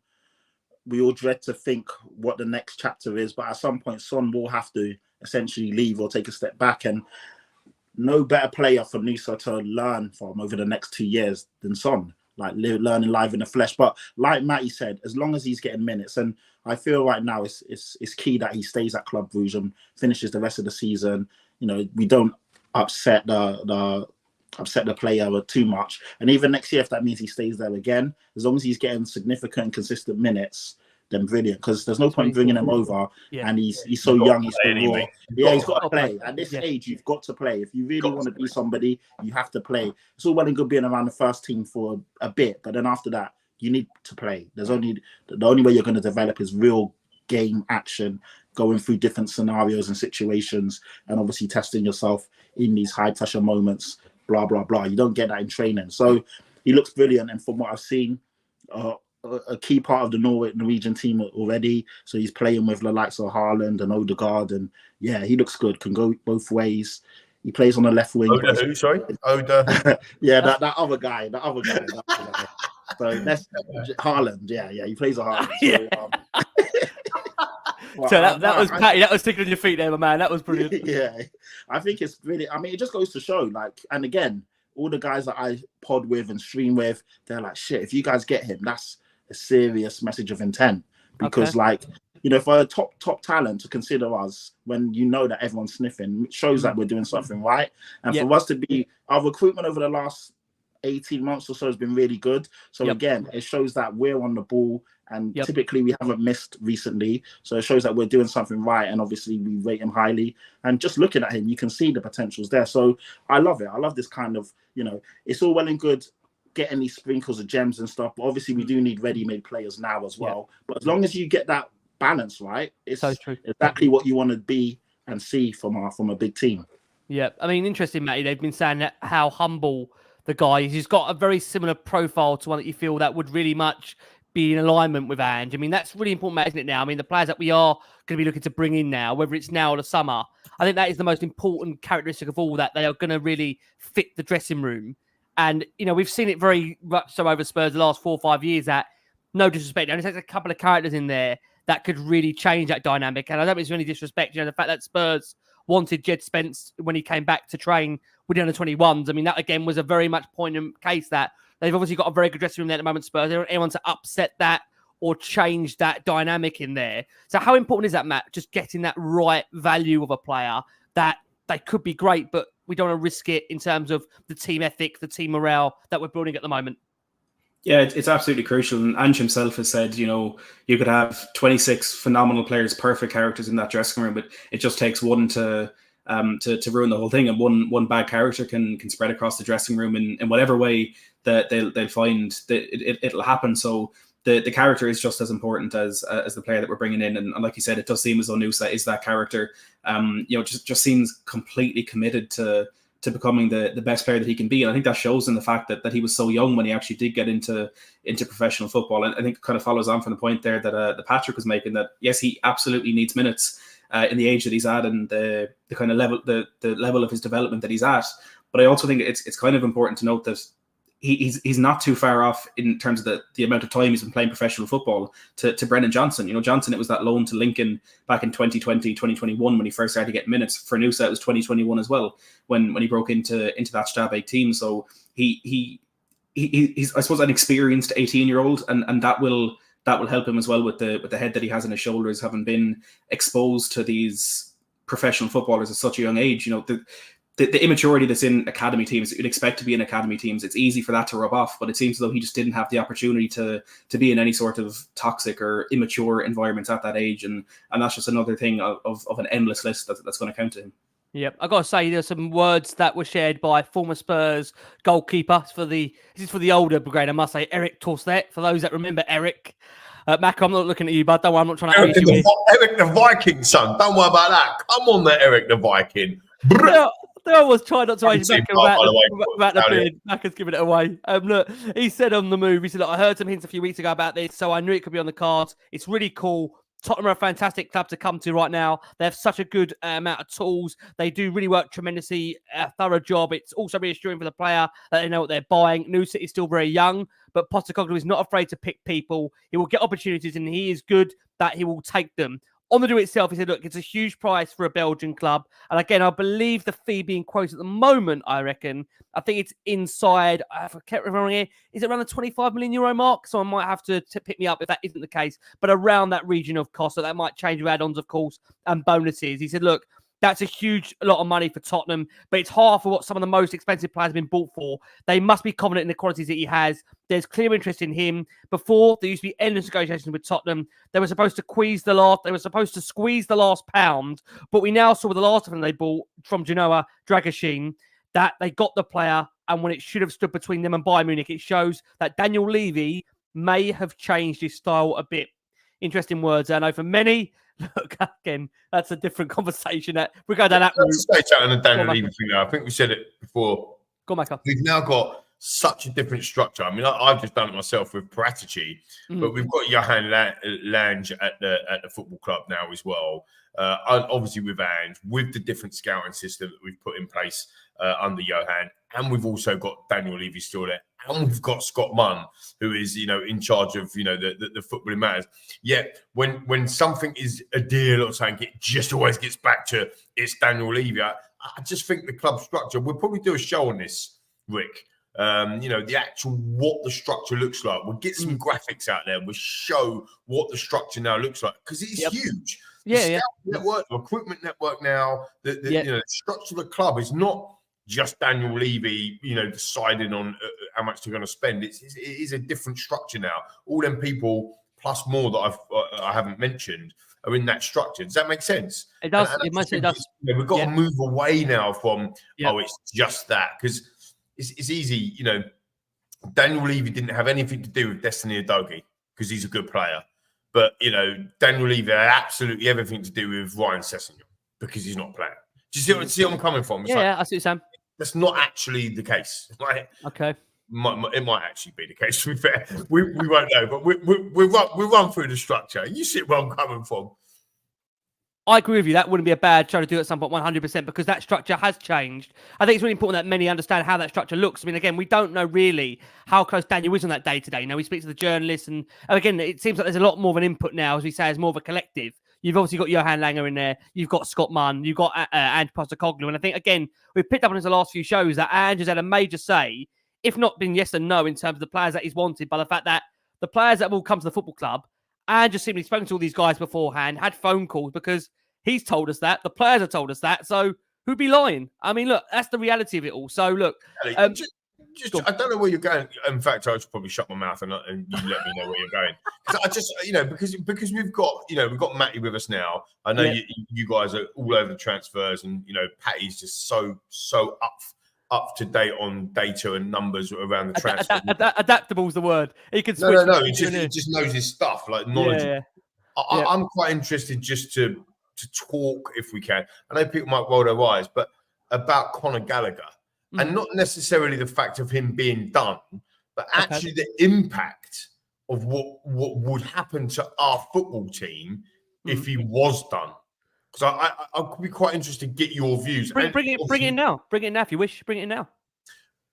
Just changing slightly, I'd like to talk about Conor Gallagher, team. I'm not sure you saw that coming. But yeah, I mean, if I can, because I've read so much, right? There's so much on social media and where we get a lot of our information. Loads of people in the know. It's not about is he going to come in or is he not going to come in. My personal opinion is that it won't get done. Not because I'm being negative. I just can't see it happening. Chelsea boy, Chelsea captain, all that stuff, right? But, and it is a big but. If he was to come in, do Matt and Pat and Rick as well, come over to you first, if I may, Rick. Do you think Conor Gallagher is the perfect number 8 signing for us to kind of double up that position with Pape Matar Sarr? Do you think that what Conor brings, he's homegrown, obviously English player, homegrown, 24 years old, got a lot of the attributes that Ange looks for. Ange clearly wants him. What's your opinion on? Can I be honest? I think Pat or Matt's probably more qualified than me to take it. I don't, obviously, for me, I'm so tunnel vision on Tottenham. I don't really have a chance to watch many other teams outside Spurs. All I would say for me, look, if Ange wants the player, then I want him, right? I mean, I think that is just my mindset on it. But I look at Conor Gallagher, and I mean, there's no disrespect. And this is obviously a good thing because we don't want players that can automatically just play in the first team. But genuinely, I don't think Conor Gallagher gets into our first 11. I just don't think he does. I think when everybody is fit, I'm not saying it's a negative because, again, you want players that are adaptable to obviously be able to come in and obviously do a job. And look, the key thing is that the interest has been there. I want to say since the summer, Matt, when we had the journalists on, I want to say, Matt, since the summer, that link has been there. And obviously the journalists that we've had on from the summer till now have also the genuine interest there. And the key thing is that the fact Spurs are still sniffing around would seem to indicate, Macca, that the player must be fairly interested because why would Spurs be sniffing? It just doesn't really make sense. And again, why would you waste your time on a target that, by all accounts, I was told by somebody, he was on the list of the players Spurs wanted to sign in the summer, along with Brennan Johnson, he was up there. They didn't get it done. Chelsea have been obviously very difficult in terms of doing the deal. But in answer to the question, I have not seen enough of him to be able to tell you to warrant as to whether he'd be good enough for this Spurs side. But all I can say is that, look, if Ange wants him, then I want him, because so far the manager, by all accounts, the players that he's brought in have all, I've got to say, been fairly decent. And you can't argue with that. I mean, Pat, I'll bring you in. Pat, by all accounts, you are on multiple different podcasts. And you have to watch a lot of all the different Premier League sides. So, Pat, you are probably a bit more qualified, Pat, on this one. What do you reckon? You know what? I love Conor Gallagher. I think he's a really good player. And it's funny because some of the Chelsea boys I speak to, they're like, oh, take him. We don't rate him. Some like him, some don't. But I feel for Tottenham, it would be a massive signal or signing of intent. He's their captain. For me, he's been their best player if you look at the whole course of the season. I know Cole Palmer's come onto the forefront recently and has kind of taken a limelight, has some really good performances and stole the show. But Conor Gallagher's been so consistent throughout the course of the season. He's their engine. He's dynamic. He's definitely more mobile than a Skip and a Højbjerg. I feel he's got better ball retention than both of those players. He's better on the ball, and he probably. The thing is, Højbjerg's a weird one because I do think Højbjerg is quite a technically gifted player, and I do think Højbjerg is a good player. Hence why the teams that are looking at him, you know, are the Juventuses and your Atletico Madrids. You don't get looked at by those type of teams, and essentially you came through the Bayern Munich academy if you're not good and technically very good, but he just doesn't fit our system. So like when I mentioned Lloris earlier, like a very good goalkeeper, but just kind of was in that middle bit of how we want to play now and he didn't fit it. Højbjerg for me fits into that same kind of mold. I feel Gallagher would help us because he's dynamic, can play across the middle of the three. And I think it would be a massive signal of intent to show that a player who's Chelsea through and through would leave them and come to us. And obviously, with everything that's been going on, it's clear that the intent is there. And if we was to put the bid up, there could be something in it. It'd be very interesting to see if we was to put the money on the table, would Chelsea have to accept it? We're hearing because of all the regulations, and I won't lie to you, I don't know enough about everything to do with all the profit and sustainability stuff, but we're hearing that Chelsea need to sell one of their assets to kind of stay within those remits, and obviously Conor Gallagher is one of their prize assets. So it would be interesting, but the fact that he seems like he's up for it is a massive booster of confidence, and I do like him, and I feel he is better than the same way when I looked at Werner. You know, I mean, Rome wasn't built in a day. We're not going to have Ange's, you know, final 16 or 15 in 6 months. It takes time.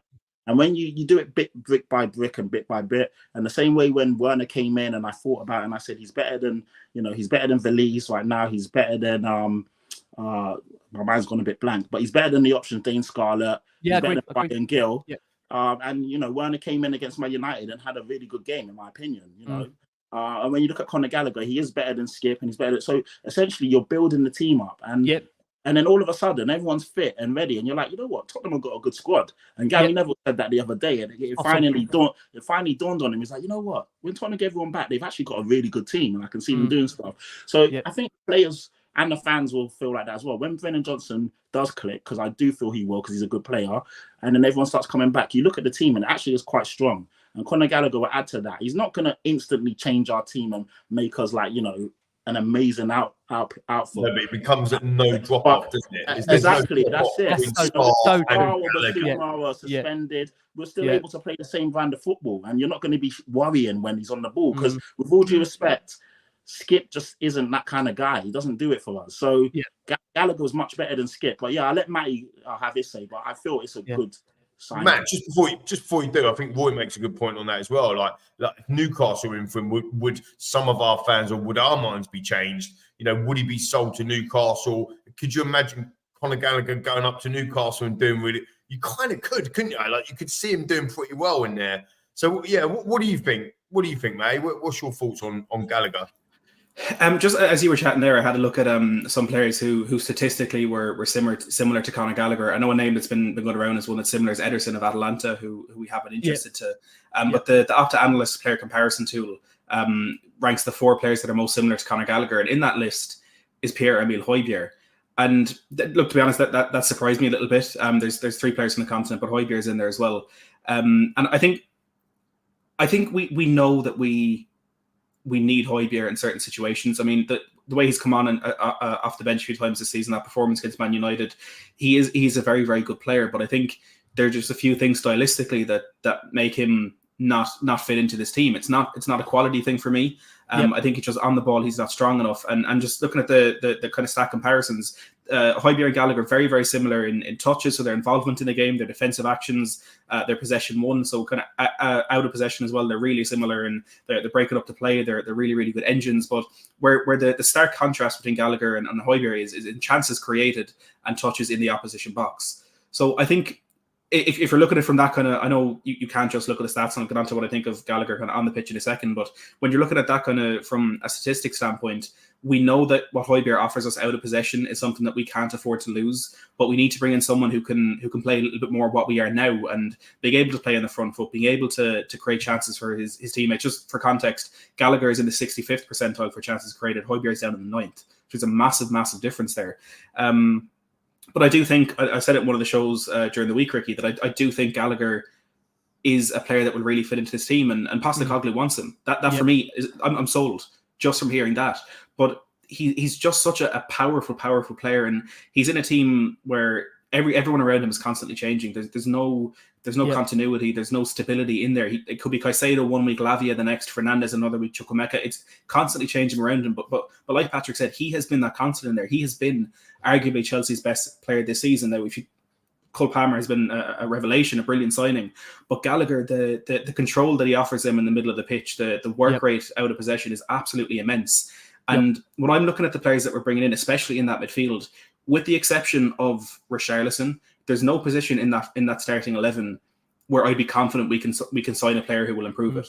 Yep. I mean, like, there are better players than Sarr, but is there a player who's better suited to what we need? So what I'm looking at when we're planning potentially a Gallagher or potentially, again, like an Antonio Nusa, is does he improve what's below that 11? And I think Gallagher is a better option in this Spurs team than Højbjerg. And I completely understand the price is a frustrating one. It's what, 50, potentially up to 60 million. That's what I was going to ask, Matt, very quickly on that. Mm-hmm. Do you see Spurs genuinely spending, and again, people could have criticised me now for saying this. Look, I'm the same as Pat. I do feel we are trying to build a squad here. We're not trying to build an 11. We're trying to build a squad. But can you see Spurs dropping 50, 60 million and what will arguably be a squad player, Matt? I think players, though. Sorry, Matt, but aren't they all squad players? I think this is the mentality. I think this is the one thing that Ange has changed massively. You know, when you've got Antonio Conte bringing up the academy players just to be basically mannequins or cones, just standing there, not even getting involved. Right, to now Big Ange actually saying you are being involved. Like, every time he's pressed in a presser about, is he going to be second fiddle? It's like, he's got the same chance as anyone else of getting picked. That's a fair point. It's a fair point. And I do think that, without going too strong on that, Rick, I do think that is the case. We sit and we say the family feel, the team, the way we are, the vibe. And then we go, yeah, but we have people that are backups. He ain't a backup. A £45 million player, £50 million player. People saying in the chat, you don't pay £50, £60 million for a backup player. But if Son plays down the middle and Werner starts banging in goals and Brennan Johnson starts banging in goals or Kulusevski, Richarlison's on the bench, he costs 60 million. Like that's just football. And that's the reality. I think if we can get a Gallagher, which, as I said at the beginning of this segment, I don't think will, but if we can get a Gallagher, you don't turn around to him and say, do you know what, do you want to come and sit on the bench? You turn around to him and say, I want you playing in my team. Up to you. Get in the team. Take Sarr out of the team. Take Basuma out of the team. Do you know what I mean? Take, dare I say it, a Madison out of the team, a Bentancur. Do you see what I mean? It's up to them, isn't it, guys? See where I'm coming from? Sorry, Rick. Sorry, Matty, to cut. Matt, is that how you see it for you? How do you see it in your perspective? The point that I was going to make is I think it depends on how much we get for Højbjerg, because I think looking at it as a £60 million signing it doesn't encapsulate the entire picture. If we can get 35, 40 million for Højbjerg, is that achievable, Matt? I mean, wasn't it 30 that they were looking for in the summer, and Fulham were willing to talk? Yeah. If it's someone better than Fulham, if it is an Atletico Madrid or Bayern Munich, if we can upgrade from Højbjerg to Gallagher for 20 million, I'll take it any day of the week. Look, I don't want to give Chelsea 60 million. It's going to help them with their FFP. As was it Lyle said it during the week, the fact that it's a homegrown player is going to help them even more. Yeah. I don't want to do that. But I think we're far enough ahead of Chelsea now that we don't have to worry about that. We need to focus on ourselves. And let's put it this way. If Chelsea came to us and said, give us Højbjerg and 20 million for Gallagher, I think any Spurs fan that wants him will bite your hands off for that. So I think looking at it in that context, it's much more achievable transfer for me. I mean, just on that as well. Sorry, Vicky, but just on that, Matt, I think it's a really good point with the Højbjerg. I mean, you heavily linked with Atletico last season, the whole loan piece. I think the issue in clubs in Europe are going to be stinking out 25 million euros, 20 million pounds, whatever. That's what I was going to say. These clubs aren't going to get. I don't think they're going to be able to. If it's an English club, a Premier League club, probably not. No. Because who's he going to play for? Greatest respect. That are different to Spurs. I mean, but then you've got a Man City buying Kovacic as an example, which no one's coming thinking, why are you doing that, Pep? And Kovacic plays most games, and Calvin Phillips, who he spanked 50, 60 million on, who we've obviously been linked to West Ham, whatever, he sits on the bench and don't even get a game. So who knows what goes on in their mechanics. I think just finally for me, Rick, and sorry to hoodwink the show on the Gallagher segment, it wasn't planned. I think it's really it was in the running order, but probably far down. But absolutely fine, bud. Yeah, I just think it's really interesting because of the whole Ange wanting him. Like we know that there's we know. Thank you, James. We know that he's very well thought after in the club. Absolutely, they can do a deal. Yep.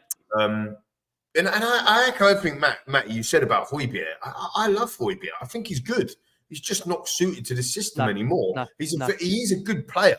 And I do think that there's some big value in Højbjerg to maybe not 30 million, but there's definitely 25 million euros, 25 million pound even. I think depending on the club that comes on that are willing to pay it, I do agree. Look, guys, one player that we have seemingly had an offer in for, which may have come as a bit of a surprise to some. I don't know really. I mean, this has come over on the Sunday here that Spurs have rejected an approach for Emerson Royal from the Saudi Arabian side Al Nassr. Now that's obviously the same side that Cristiano Ronaldo plays for. Pat, I'm going to open up with you, Chatty Patty. Look, Royal, he's been one of the players, now whether you like this or not, that Ange has turned to this season, and he has played, I believe, he started 6 of the last 10 Premier League games. And I think, Lee, you've actually said as well, he's been renowned for his adaptability, his obviously utility as a player. Pat, Spurs have turned down that offer. However, we understand that we are expecting Al Nassr to come back with an improved offer for Emerson Royal. Now, look, I say this, I think, being, again, very honest, that I think when every player Spurs have got defensively are fit, I don't think Emerson Royal is near that first group of defenders. I think there is a drop-off. No disrespect to when he plays. I think he does give his everything. I know that might be, again, a controversial point. Will come on in the panel. But, Pat, for you, is that a player that you would be seeking an offer for this window? Or do you feel if Spurs do sell Emerson Royal, they will need to go out and buy potentially a genuine, alternative or replacement for him, Pat? Yeah, I mean, look, Matty and I spoke about having a squad and having, upgrading the squad and bringing in players that are better than the players that are ready or available right now. And for me, obviously, Emerson Royal, with all due respect, when you look at him, he's not suited to the way we play. We can, if we're being real, we can upgrade on him, but he is a good player. He's a versatile and adaptive player, and he's helped us a million times. Like, whenever we've needed him, he stepped in and more often than not, done a good job. So most Spurs fans will appreciate what he brings to the team. Whenever he's asked to come in, he does a good job. He helps see out a game. He'll start when we need him. And more often than not, like I said, he does put in a stellar performance. But if we're being honest and if we want to grow as a club, we definitely can improve on him. So if we were to sell him in this window, we need to have a ready-made replacement who's better to come in. We can't sell him and not replace. We can't do essentially what we did with Davinson Sanchez, sell him after the window and then we're a man light, because that would be crazy and criminal, especially, as you know, suspensions and injuries. You just don't know what's around the corner. And he has helped us. He's a very valuable member of this team, and some people won't like that because he's not their favourite player and they don't like how stylistically he looks and yada, yada, yada. But he's important to the team. And it's about a squad. It's about a squad of 17, 18 quality players that are all bought into the same mantra, they're all singing off the same hymn sheet, and will give their all for the club. And he does that. He's a good guy. There's never been any issues, or he's never come out into the media and said, I was promised this, or why aren't I playing, or, none of that. He's bought into the team, seems a good guy. Him and Richarlison get on really well. And yeah, he's everything you would want in a professional, but he also does his job. So for me, I'm not in a rush to sell him right now. There's definitely other areas we need to improve on. like your Conor Gallagher's or maybe another striker or something like that before we do what we do with Emerson Royal. But of course, if we can get good money for him, then you go out and you improve. Why not? The January window is also about taking opportunities and reacting. And if something comes up and it's too good to be true, you react and you go with it. So if we can sell him for 30, 35 million, but we need to make sure we've got a ready-made replacement that can come in. You don't want to be left with egg on your face and essentially weaker when the window closes, because that's crazy. You know what's interesting, Mac, coming to you, like what we understand as a player is quite happy at Tottenham. And look, I think, again, we make this point that he isn't a genuine first-team starter, but you make the point there, Mac, it's not about first-teamers, it's about having a squad. And the one thing that I love about Emerson is that his attitude is very much about the team. It is about buying into that philosophy. And, you know, it's not always easy to find those kind of players. But I think Pat has said it there for me absolutely superbly, as he always does, that if there's an opportunity where the player wants to go, you have to got to find a replacement. And what we're day 21 as we record this on the window. We're less than 10 days left. Do you think for you, Lee, if we are prepared to let Emerson go, have we got enough time to find someone that's genuinely good enough to come in and be a squad member and adapt to Ange Ball? Because I think, as we've said there, you know, maybe the guy isn't stylistically, as Pat said, suited to the style of the way Ange wants to play. But my God, that guy gives everything. And many people might say that's just not good enough. But there's an offer that's come in there potentially. And I also have to say this, that I don't think a club makes an offer for a player unless they have got genuine feeling the player wants to go there. Otherwise, why would you waste their time, Macca? So there must be something there why the club has bid, right? Yeah, well, what's that fella that's amazing in Brazil and he played for PSG and, you know, what's his name? The small the fella, the Neymar bloke. He plays over there, doesn't he? Look, I mean, what I would say about Emerson Royal, and this is absolutely serious, right? I'll make this point. The bloke, right? He came into this football club as a right back, yeah. He then had to retrain to become a right wing back as well. And I saw tweets. I should pin it. Actually, it was the biggest tweet I'd ever put out. I think it was about 7,000 hits. That was like my claim to fame on Twitter. Emerson retweeted it. It was Emerson. Right? Emerson was loving it. No, look, I mean, he come in. I think he had COVID. He lost his dog. He had to go from right back to right wing back, training in a new position. People getting on his back. I think it was 10 games in. It was an absolute, exactly the same as the whole Brennan Johnson, Kulusevski, yada yada yada. And whereas maybe Emerson Royal hasn't been brilliant, let's be honest about it, he hasn't been absolutely brilliant. Pedro Porro has been superb. The one time he has played in his starting position, when he started in his position this season, was against Brentford. And what did he do in that game, team? What did he do? Scored. He scored. He bloody scored. So the reality is, this guy has come in, he's played his position once, started his position once. Since then, Pedro Porro's come into the team, been absolutely brilliant. We all agree with that, and that's why he hasn't started. But he's been playing left back. He's been playing right centre back. He hasn't been brilliant in all of them games, but he also hasn't let us down massively. And I think he's our version of James Milner. I said it before. He's kind of our version of a versatility player. He signed a 5-year contract in August.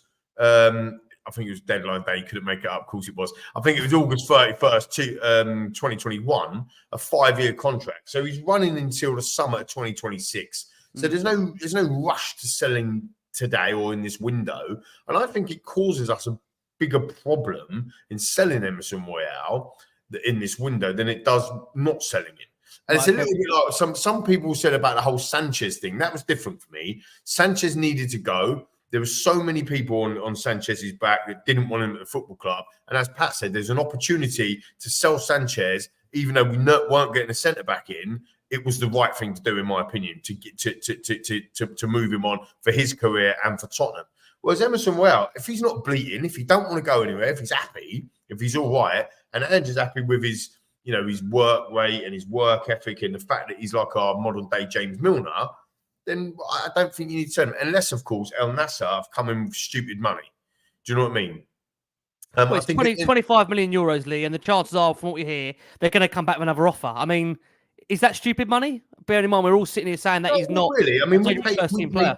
Yeah, I mean, we paid what 20? We paid like 22 million for him, didn't we? So someone have to check that for me. I think it's something like £20 million, and that was as well. So the reality is, a stupid offer would be, as Madness fan has said, 45 million for Royal to go. Maybe that's thingy. Maybe his camp start bleating that he's not happy and he wants first team football. And to Pat's point, fine, okay, if that's the case, then go. But none of that's coming out.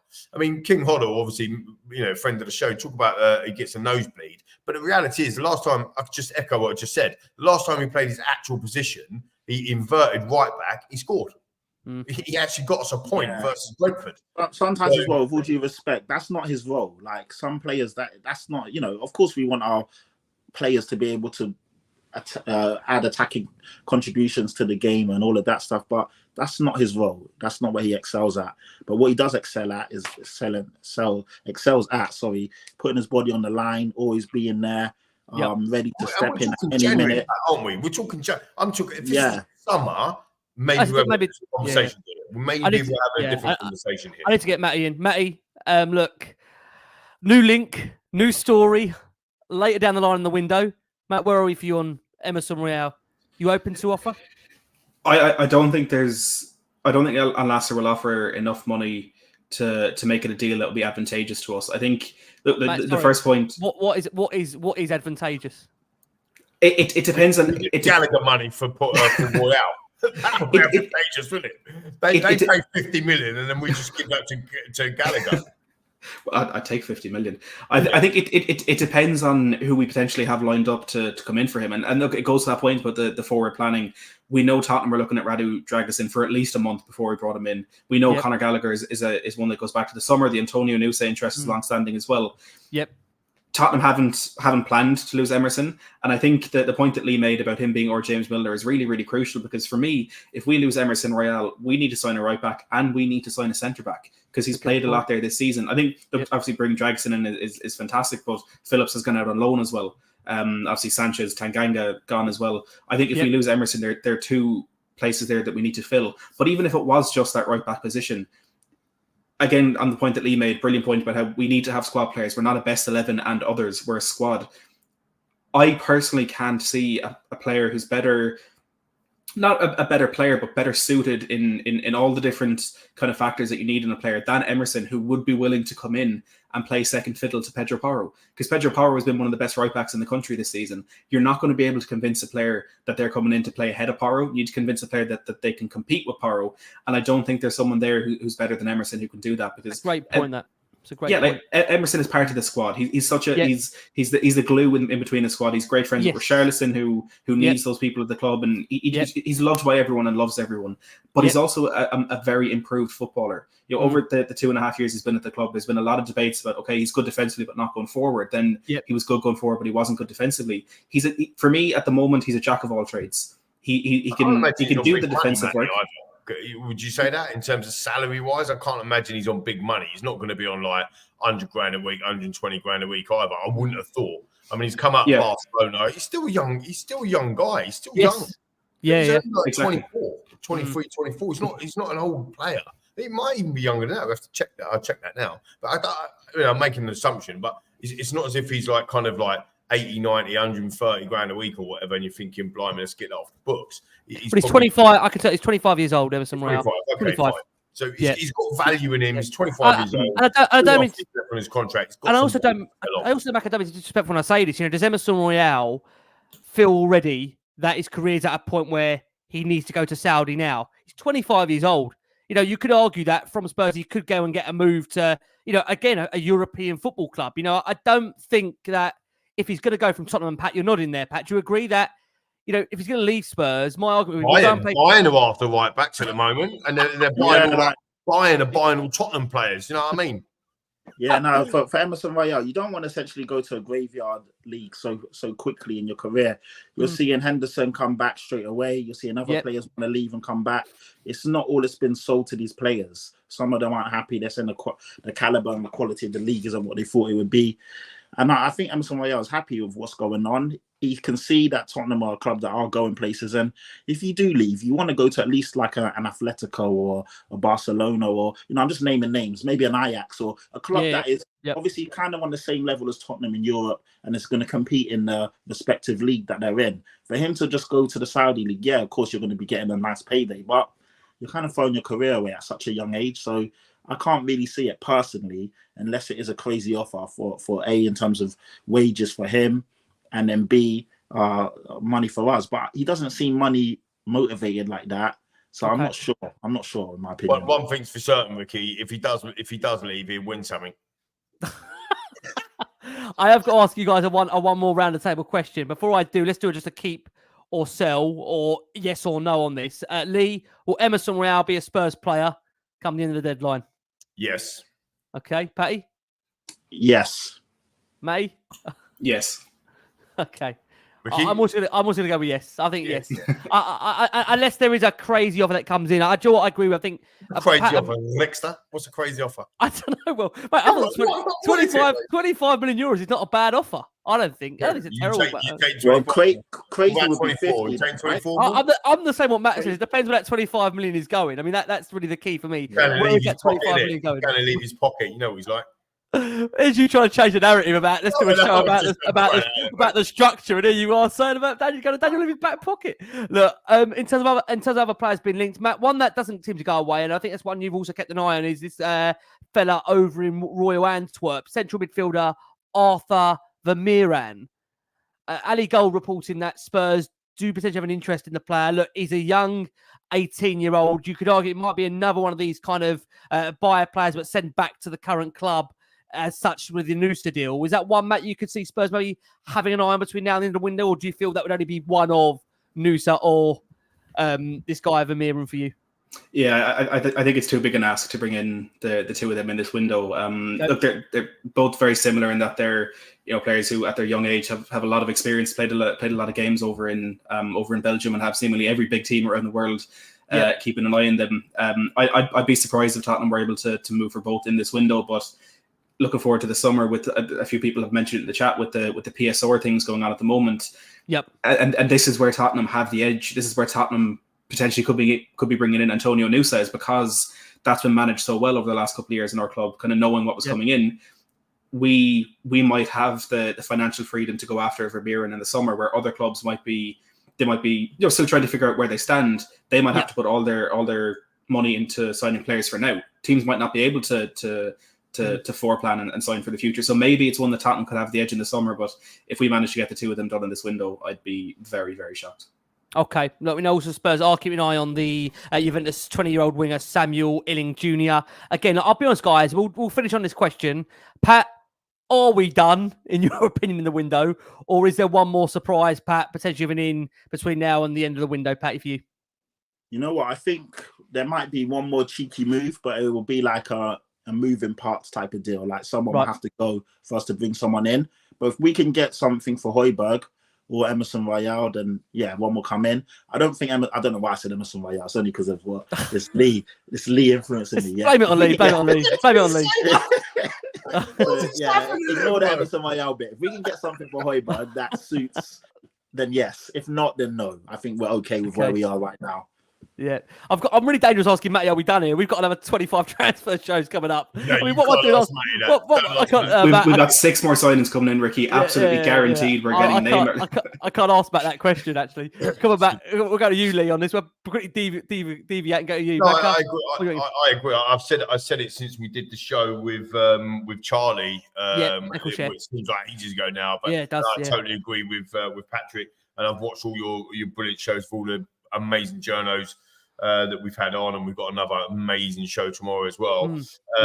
But I think it'll be a deadline day thing, not in a bad thing. I think we'll be in for somebody on deadline day. I don't think it'll be Nusa. I actually think Nusa might get done, and then we still get a first team over the line on deadline day. That's what I actually think. I don't think Nusa's going to be like. I think Nusa's the one for the future. I know he's really exciting, but he's not a first team player. He's like a Papa Matar type deal, so he's not going to think. I think there was a Conor Gallagher Pierre-Emile Højbjerg triangle scenario going on. I'm predicting that Skip's going to go Palace on loan. Okay. Pierre-Emile Højbjerg is going to go for 25 million to I don't know where, somewhere in Europe, maybe Juve, and we are going to go right heavy for Conor Gallagher. That's what I reckon. Okay. I think we'll sign Nusa as well, mate. This transfer. Does anyone want to see what?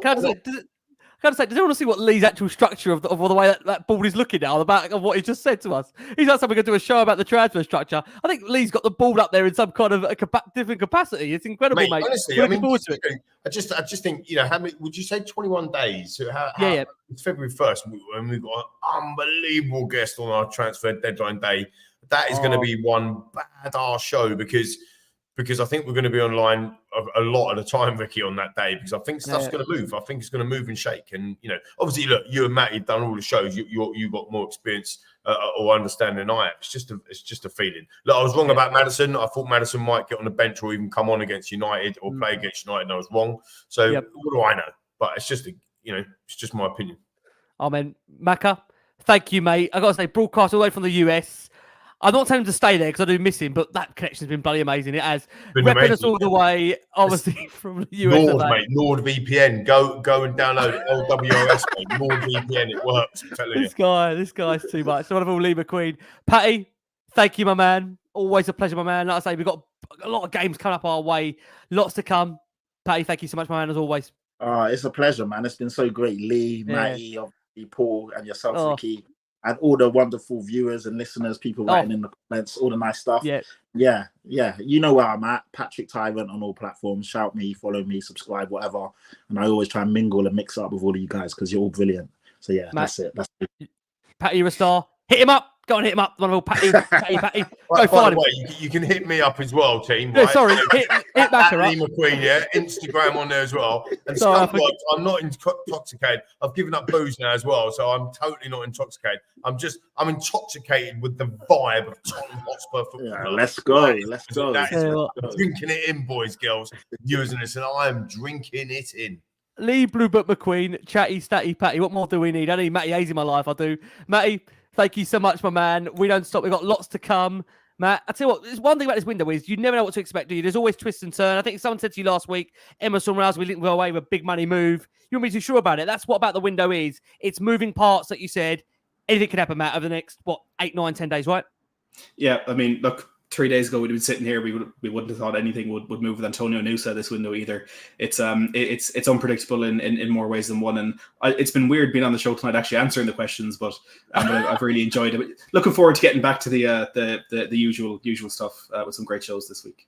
Absolutely, mate. Absolutely. Listen, guys, thank you so much for your incredible support. Look, we had to fit in. Look, we know obviously there's no game week for this one. So, look, we've given you all Spurs we can find. And again, thank you so much for your support. From wonderful Lee McQueen, from the brilliant chatty Patty Statty, and from wonderful Matty Hayes. We've been the last one on Spurs. Keep safe, keep well. Thank you for your support. And as always, come on, you Spurs.